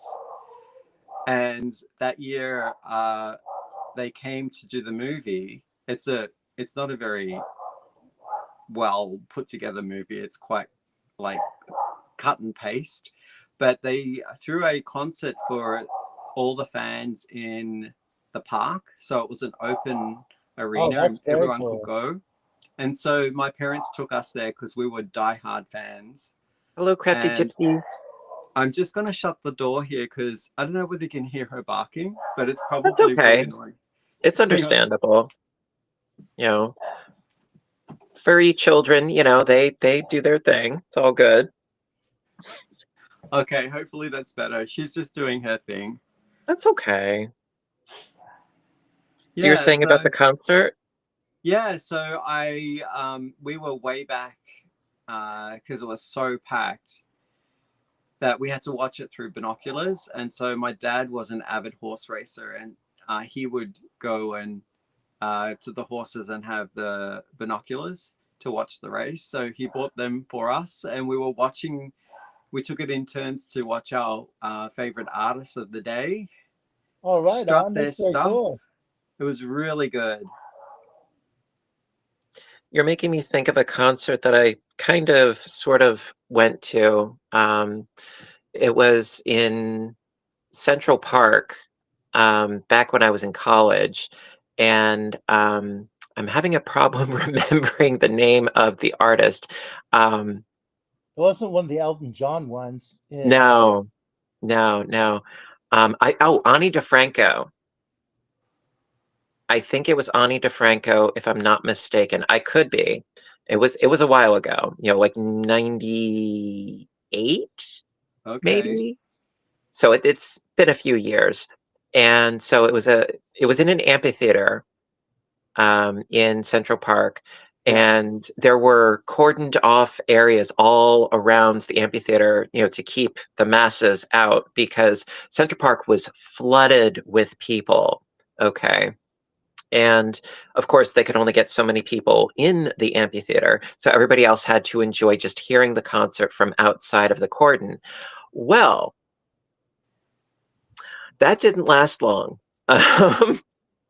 because like midway through the concert, a couple of very enthusiastic fans, shall we say, decided to kick down the cordons and start yelling, "Come on, they can't stop us all." And so people were kicking down the cordons and they were storming the amphitheater and everybody was running around. It was absolute chaos. And so there I was, like, bolting, like trying not to get involved. And then all of a sudden I come face to face with a police officer on horseback. And I just sort of looked up and I gave this like meek little expression, like, I'm not with the crowd. I'm not with the with the mob. Really, I'm a friendly. You know, me, my little 18-year-old self. I'm like, ah, please be nice. I'm not a threat, really. Oh, that's hilarious. I think it was Ani DeFranco. I think so. But I think maybe one of my favorite concerts, the one that I remember best, I might have mentioned this before. It was David Bowie at Jones Beach on Long Island, and it was outside in this really big amphitheater concert area, and he was so good. Yeah. The saw him in Polyphonic Australia. the Polyphonic Spree, they opened up for him. Hi, Christy. And then David came out, and Galen Darcy was there, and she was playing bass, and she's got such an incredible energy, such a great voice. When they do the song "Fashion," she's the one who like echoes what he's saying, with the fashion, fashion, Yeah. Yeah. and she exudes strength. She's got like this shaved head, and she just rocks that with her bass. And the funniest part was, so of course, a lot of people in the audience were indulging in things that were of the Illegal at the green time. variety. Yes. And so, Illegal at the time. So he comes out on stage and he goes,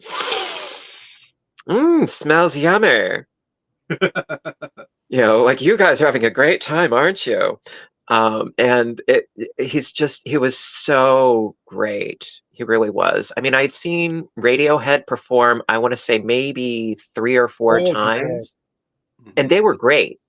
Don't get me wrong. Radiohead was awesome, but unfortunately, Tom York, he was very chemically altered, shall we say. Okay. Unfortunately, He wasn't present. Yeah. he would show up late, and then when he did show up, he wasn't on his A game. He was good. He was really good. Yes, Nana says Galen Dorsey and David Bowie were best in concert, and you are so right. I mean, with the exception of like when David Bowie and the Eurythmics. The Eurythmics. Who was in the Eurythmics? Annie Thank Lennox. you, Annie Lennox. When Annie Lennox and David Bowie did Under Pressure, they belched those notes. I'm sorry to interrupt you, Matt, but I was like, Annie Lennox. Yes, Annie Lennox. I'm sorry. I had a chance to go see David Bowie, and I kick myself now for not going. Didn't go. It was the Tubes and David Bowie and David Bowie. I don't know the Tubes, but I mean, how come you didn't go? It was like a last minute thing, and we just didn't go. Yeah, you weigh up your options, right? If you have no plans, it's fine. But I guess if something's there, it's hard to kind of switch directions. The one I really wanted to see, and it's out of character for me, like for this particular band, is I would love to have seen Erasure. Don't know them. You never heard of Erasure? Oh, come on, man. Wait, Eurasia or Erasure? Erasure. Okay, no, I've heard of them. I thought you meant Eurasia as in like EURASIA, as in like one of the enemy forces in 1984, because there was East Asia, Eurasia, and Oceania. Because I was just watching 1984 the other day, and you made me think of Eurasia. Like, I'm sorry. It was a great movie. I think my top 5 concerts that I went to, as it sits right now, because we haven't gone to any in a while, was I saw Queen twice, which was amazing. I saw Pink Floyd. Very cool. I didn't see Pink Floyd, but I did see Roger Waters. I saw Roger Waters too. Wasn't a fan. Great. So it was cool because everything Pink Floyd didn't play, Roger Waters played. So I got to hear like all the songs that I wanted to hear. Like, it was 2 different concerts, but they were all the songs I wanted to hear. which That's great. were really cool. Have you heard of a musician or a singer called Brian Ferry? Yeah. Yeah, so I saw him in concert and he was awesome. He's, for those who don't know who Brian Ferry is, he's from the UK. Mm-hmm. And he did some interesting songs. There was one with the saxophone and a lady in leopard. That's all I remember in the film clip. And then he did Love is a Drug and really cool 80s kind of pop music. Yeah. You're With a making me bit think of of Love is a Battlefield. No, that's a good one. That's oh, Pat Love Benatar. is a Battlefield. Is that Pat Pat Benatar. Benatar? Yeah. Yeah, absolutely. Yeah, The she's one of one my I think Gary might know, because I mean, it's a UK band, and they were really popular, but they weren't really popular. Like they weren't huge, like a huge thing in the United States. What's the But name of the group? but they were in the UK, which is Big Country. Oh, yeah, I've Big heard of them. Country. I know Big Country. I saw them. Yeah. I don't remember wow, what they they're did, but I great. know the name. I saw them. They were in a little venue in San Francisco, and we saw them, and they were amazing. Yeah. That's actually one of my top 5.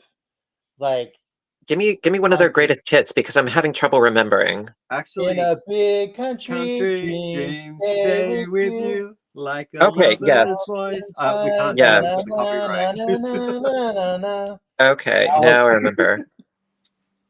You know, it's like enough where I get it, but not enough where we get copyright flagged. Yeah. Exactly. I hope there was enough nas in there. Nah. Nah. Yeah, amazing show. Actually, with voices like mine and Matt's, I'm sure you'll be safe because we are off key. Oh, Yes, very much I so. couldn't carry a tune if it had handles. Let's be real. Hey, I can play guitar, but to sing, nah, no. That's all bad. I'm absolutely no. I'm not. I am not. I'm musically challenged. How about that? I like listening to music, but playing it or singing it. I took the clarinet when I was in school, and it was the bane of my existence. Hated it. Yeah. I only can Absolutely. sing if I'm miming and I have my 9-inch heels on. I beg your pardon? What? I said I only can sing when I'm miming and I have my 9-inch heels on. Aha! Okay. Do you also have a Tina Turner wig by any chance? No, an Amy Winehouse wig. That's funny because Gary's Australian, and the first thing that popped into my mind was Priscilla. Queen of the great Desert. movie. Such a good movie. Just That movie is so awesome. Gary, no ping pong balls. Oh yeah, definitely not ping pong balls. No. But if she's good, she'll heal. No ping pong balls for you, young man. And what was that other Australian movie that I liked? The House. Yeah, The Castle. The Castle, that's what it was. It was Yeah. The Castle. What's that one? Me feel the serenity. Yeah, it's a family who the dad of the family won't give up his house because it's his castle, and they want to buy all the houses in the area I think it's for a runway. So they want to build an airport and a runway, so he's the only one who's holding out, and they're offering him ridiculous amounts of money, and he says, no, it's my castle and my family's staying here. So in the end, I think, is it true, Matt, that the last scene is like they just fly the planes around the house? I played that, yeah.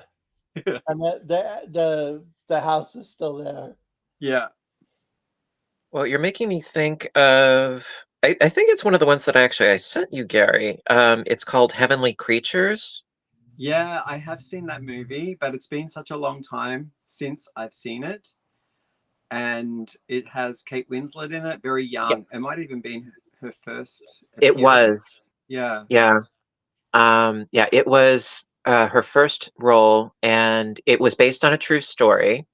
Heavenly Creatures. It's about two schoolgirls, like maybe 14 or so, and they had a very, very, very, very close friendship with a lot of codependency. And the parents were like, "All right, this friendship is Not healthy. it's not exactly it's not healthy." Good way of putting it. And the parents were afraid that it was borderline romance, and they're like, "Oh no, they were like clutching their pearls. They're like, no, we can't have that." So when the friendship was threatened to be dismantled, they decided that they would have to get rid of the opposition. So they decided to kill one of the mothers Mm. with a brick in a stocking. Yes, that I recall that poignant scene, but I didn't know the lead up any longer because I'd forgotten the plot. And they were tried, and they did go to, I think it was like a juvenile detention center kind of thing, because they were so young. And they were forced to go their separate ways. And part of their release was, like, all right, you can't see each other ever again, kind of thing. Yeah. And if I'm not mistaken, one of the girls, played by Kate Winslet, that girl grew up to be Anne Perry, the famous murder mystery author. Oh, interesting.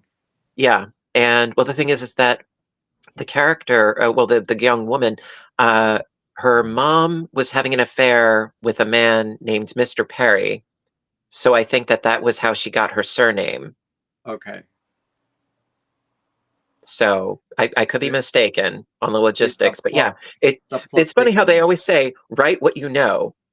Well, she is. Right. Mm-hmm. Nana Michelle, I'm jealous. I'm What jealous did on the Nana on the say? first I'm jealous on the first concert because I would have loved to have seen him. She saw Stevie Ray Vaughan. Other films of the area. There's another one actually that it's a lot more subdued. Well, Heavenly Creatures, that was filmed by Peter Jackson, Mm-hmm. who did, King Kong and The Lord of the Rings. And there's a lot of whimsy to it, because these two girls in Heavenly Creatures, they have like their own alternate worlds that they can pop in and out of. They call it the fourth world. And, it's basically like this fantasy world that they can visit upon occasion. It's very weird, very metaphysical, but, good movie. But another one that takes place, I think it was in New Zealand or Australia, I can't remember which, but it's called An Angel at My Table. I don't know that one. I probably have seen it, but as I mentioned before, like I've got the worst memory for the names. And it's about this. Well, it starts off with a young girl and her growing up in the area, and she's an author, specifically a poet, I believe.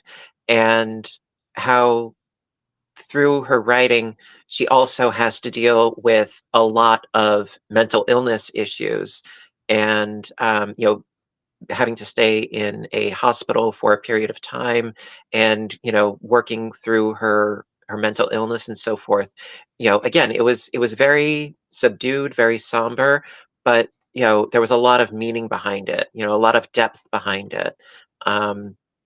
And I remember specifically when she was very young, that she wrote I think it was a poem that she wrote for school, and an award that she got was admission to the I think they called it the Antheum, or the Anatheum. I think it was the Anatheum, which is basically a library. And I remember that she went to the library, and she picked out all sorts of books, and she brought them home to her family. And she was going throughout the house, giving books to her family members. And so she was, excuse me, it just makes me emotional. She was going to each of her family members, giving them books, because she wanted to, not just keep what she had to herself, but to also give it to her family as well. even though Yeah. they weren't exactly interested, she was trying, and it's silly what makes me emotional. I'm sorry, I can't help it. No, you do what you need to do. There are just some things, that they strike a chord with me. They do. I don't know what's wrong with me, but I do. But yeah, that was a pretty good one. Bye, Joy Crochet 84. So yeah, that was another good one. If you're looking for a really silly romp, another one called Undead. That one was ridiculous. I think I've seen that one. You've It's got like zombies, you've got love aliens. affair with a zombie. Is it the teenage kind of zombie girl? No, I think you're falls in thinking love with of uh, Warm Bodies. Oh, is that what it's called? Yeah, Warm Bodies. That's the one where there's a girl named Juliet, and then there's a zombie who calls himself Oh yes, that's for like probably the one. Romeo. Yeah. But he's sentient, he's aware, and he doesn't want to eat Juliet. He just wants to have her as a girlfriend. Now this one, the undead, there was like an asteroid. I am not a marshmallow spider. Panda, I am not a marshmallow. I have feelings, okay? So there's some asteroids that crash land and they turn the residents into zombies that squeal like pigs. Don't ask me why. That's what And zombies do. well, and then aliens are trying to quarantine the area by putting up like a giant wall, and they pour down acid rain, literally acid rain, trying to contain the infection of the zombies. But it's sort of like science fiction horror, but a lot of spoofy comedy.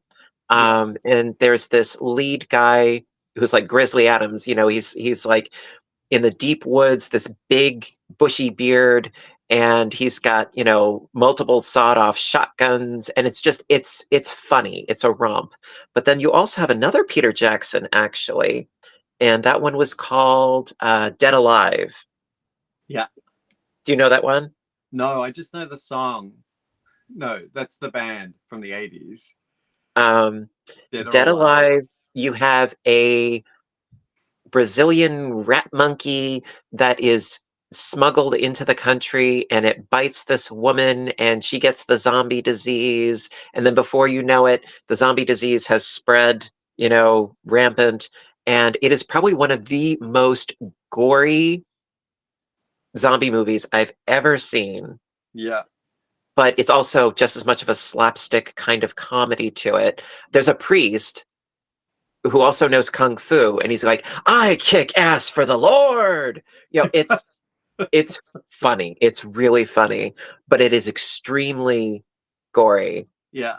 Christy wants to see more of the red, white, and blue. My go-to in that kind of genre of movies is Army of Darkness. Yeah. Well, anything with the Evil Dead, that's great. great.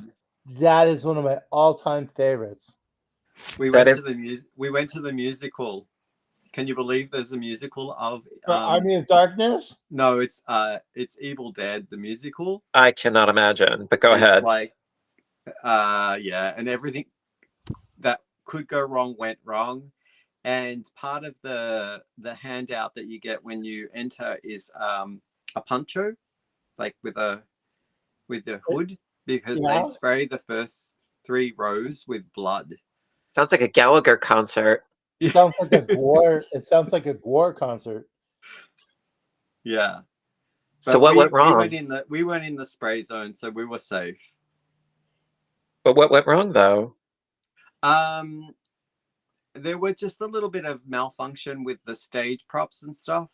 Oh. It seems to be the case when we go to this amateurish style small theater production. I mean, we go because we support, but it's also fun to watch them just have fun on the stage. Yeah. And there's the chains that they're rattling, they break and they kind of like roll off onto the ground. So the person who is actually under the floorboards is kind of like pretending from that point onwards until they can fix up the chains, because it's broken and fallen away from the latch. So yeah. The original Evil Dead, that is definitely one of my favorites. I mean, Army of Darkness I liked, but the original one, that was my favorite. That scared me. Well, it's good stuff. Little known fact, in the original Nightmare on Elm Street, hello, Kitra. When Nancy is trying to stay awake in Nightmare on Elm Street, and she's in bed and she's drinking her coffee and she's watching TV and she's trying to stay awake, on her TV, the trailer to Evil Dead is playing on her TV. Right. I love Interesting. little hidden Easter eggs and snippets. Yeah. Absolutely. Love, love, love. But trying to think of any others. That's why I liked when they were doing the movies and Stan Lee he would show up like in the Did a movies. cameo. Yeah. But yeah, the getting back to that one Dead Alive with the zombies and the rat monkey and such, there's one scene where the protagonist, he's completely surrounded by zombies, and all he can find on hand to defend himself with is a lawnmower. So what he does is he straps the lawnmower to his chest with the blades sticking outward from him, and he just walks through a living room full of zombies, and there's blood and there's guts and there's all sorts of schmutz flying around, and he's covered, like the dude is bright red by the end of it. So it's like, if you're at all squeamish, perhaps it's not the movie for you. Not the one to see. But it's definitely, it is not scary. It's horror, but it's comedic horror. Just like Evil Dead, over time, it became much more of a comedic horror than like an actual spooky horror. So Christy wants to know what we're all working on. Well, Gary's working on a beautiful infinity cowl that he's knitting. It's gorgeous, gorgeous. It's so pretty. And we have Matt. He's working on sort of like a starburst wraparound shawl in the red, white, and blue. Me, I'm working on a secret project, but I will show you the yarn. It's the Red Heart Super Saver bitty stripes in the rainbow colorway. So that's all you're getting. Sorry. But I did show it before. I'll show it again. What I have coming out for tomorrow is the pineapple column stitch. Oh, that's great. So you got all these little stacked pineapples on top of each other with the double V stitch in between. And so it's really easy. It's only a 4-row repeat. So totally easy, totally doable for whatever sort of lacy project you're in the mood for. And that'll be coming out tomorrow, but that's your little sneak peek. But as far as the project that I'm working on right now, well, you're just going to have to be patient and wait. I'm sorry. Sorry, not sorry. Yeah, I think the next one that I'm going to do is I'm going to take a stab at the Lost Souls Nice. shawl again. Because the first time I did it, it wasn't the pattern. It wasn't the tutorial. It was actually it kept, like, I couldn't get the colors that I wanted, like, to what I was thinking in my mind. I couldn't get the colors to do, or the color wasn't right. So I got frustrated. Yeah, it happens. you do, right? It happens. I think one of my favorite makes to do if I'm choosing a pattern is something that will reveal itself after several rows. Mm-hmm. So it's almost like you're trusting the process, and then once you get to the end of the repeat, or maybe the section is done, you sort of sit back and you're kind of like, wow, there it is. I didn't see that happening, but it's fantastic, you know. Well, And that's how it lace is with does certain that. colorways. Yeah. Yeah, lace does that, as well as cables. Anything that takes a while for you to get through just to see what it's doing. Yeah.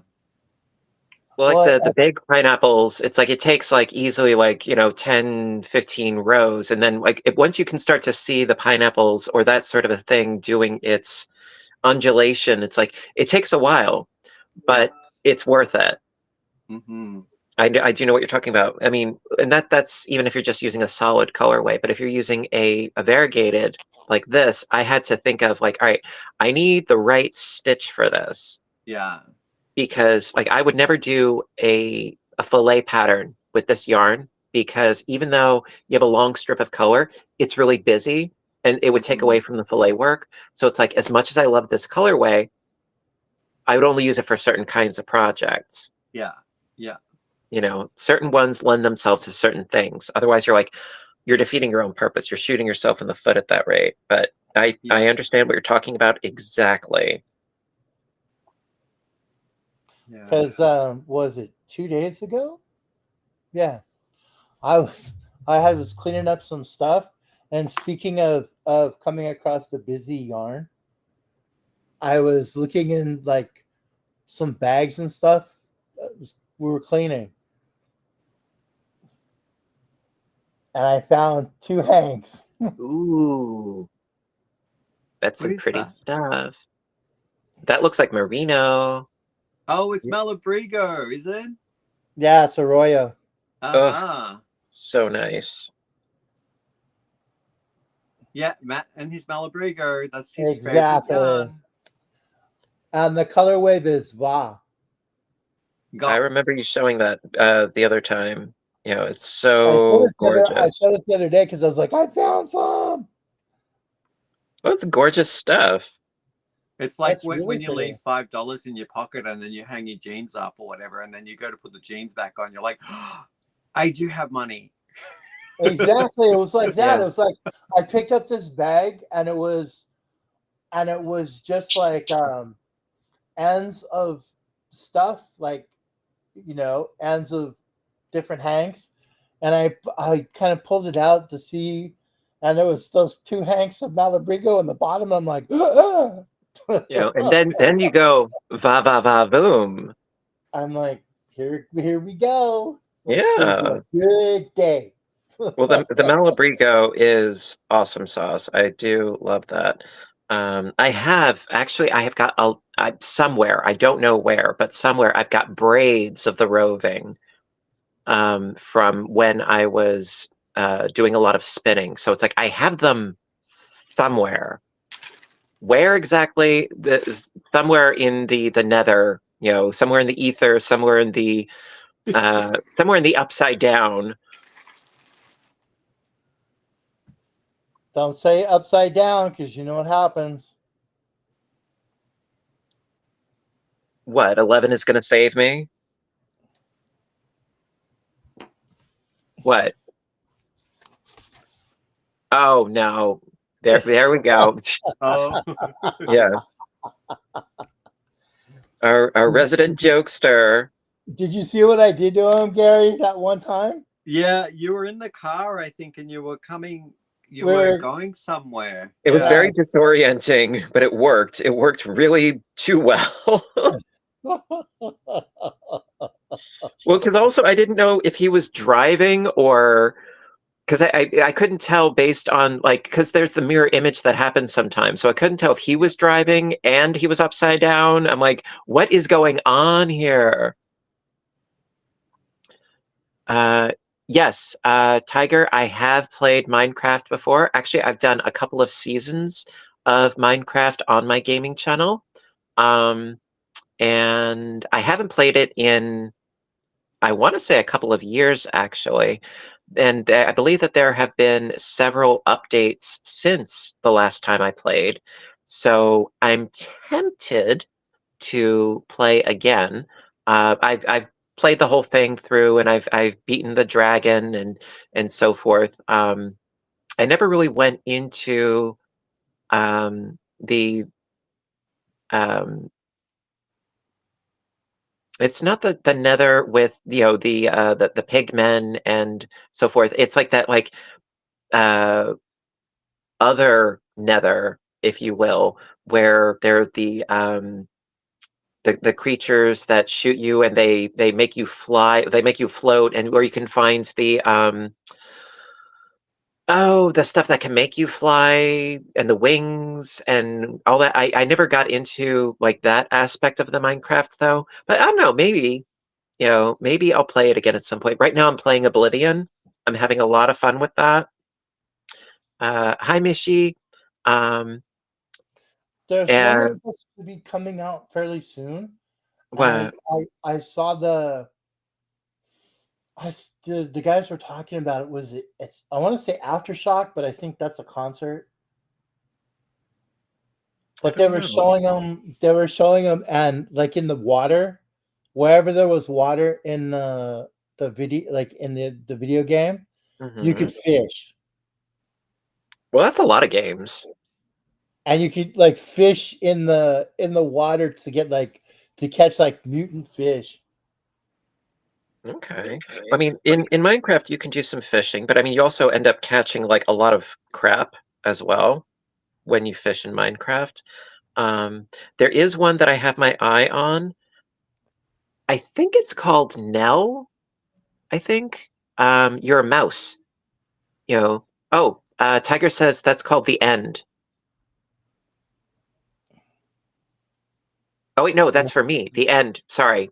Yeah, the end is where you go and you get stuff that you can get wings and so forth, and you can fly around. I'm sorry. The end. I haven't really been to the end before. Excuse me. As far as the game that you're referring to, Matt, I'm not sure. But the one that I was thinking of for me, I think it's called Nell, if I'm not mistaken. You're a little itty bitty mouse, and you go on adventures. It looks painfully adorable in sort of like a red wall kind of way. Um, I also heard that there's another one. I think it's Expedition 33. That one I heard was really good, but I'm just so frazzled and scattered and preoccupied because I was playing Baldur's Gate 3 like religiously for a while, and then Elder Scrolls Oblivion, the remastered edition, came out, and I've been playing that. There's too many things and never enough time. Oh, Darth Mom, you're watching Sackboy. Sackboy is adorable. Love that little guy. Because he also looks knitted, so. And there's another game that is supposedly coming out that I'm looking forward to. It's called Ill, ILL, and it looks really good, but really horrifying. It's a first-person shooter with a lot of mutant-y zombie type things, and it looks really horrific. Now, here's the thing, though: when you kill these creatures, apparently, from what I understand, if you like shoot off a creature's leg or shoot off his arm or something like that, those dismembered body parts are still viable. Like they can like reconstitute themselves into something else, Ooh, which is a terrifying notion. It's like, that no, it's not sounds just, hell. it's not just something that's just dead on the ground. It's like, oh no, it can do something. Um, and that is a rather terrifying notion. But that one, apparently it's been in progress for a long time, so it's very, very much anticipated for its actual release. But when that happens, no idea, but we'll see what happens, you know. But yeah, right now I'm just trying to get through Oblivion, and then I want to finish up Baldur's Gate, and then after that, I have no idea. Um, yeah, the Mind Flayer ship. Let's see. Tiger says, Baldur's Gate 3, I couldn't get past the first area after you leave the Mind Flare ship. The text was too small, need new glasses. I'm 51. I have old man eyes now. Well, hey, I've had bifocals ever since I was a kid, so careful there. I've had terrible eyes forever, but I'm pretty sure that you can enlarge the text size if I'm not mistaken. But I mean, also a lot of the text is stuff that's being said. So it's not that bad. But yeah, definitely give it another whirl. It's very, very much worth it. Baldur's Gate 3 is actually what encouraged me to get a PS5. It's a phenomenal game, and I feel guilty for not playing it in a while, but I just got totally hooked on playing Oblivion, and I will be going back to Baldur's Gate at some point. It's just a matter of when, that's all. But, life is all about tangents and diversions and, stuff and things. Yes, lots of distractions. It's me perpetually going, squirrel! The variety is the spice of life. Craig, I'm going to step down, and I want to thank you for inviting me tonight. Well, and thank Matt, you for joining. It was great to see you. Oh, it's always a pleasure, Gary. And also everyone Always. inside the chat, thanks a lot for stopping by and supporting Fiber Spider. He's amazing.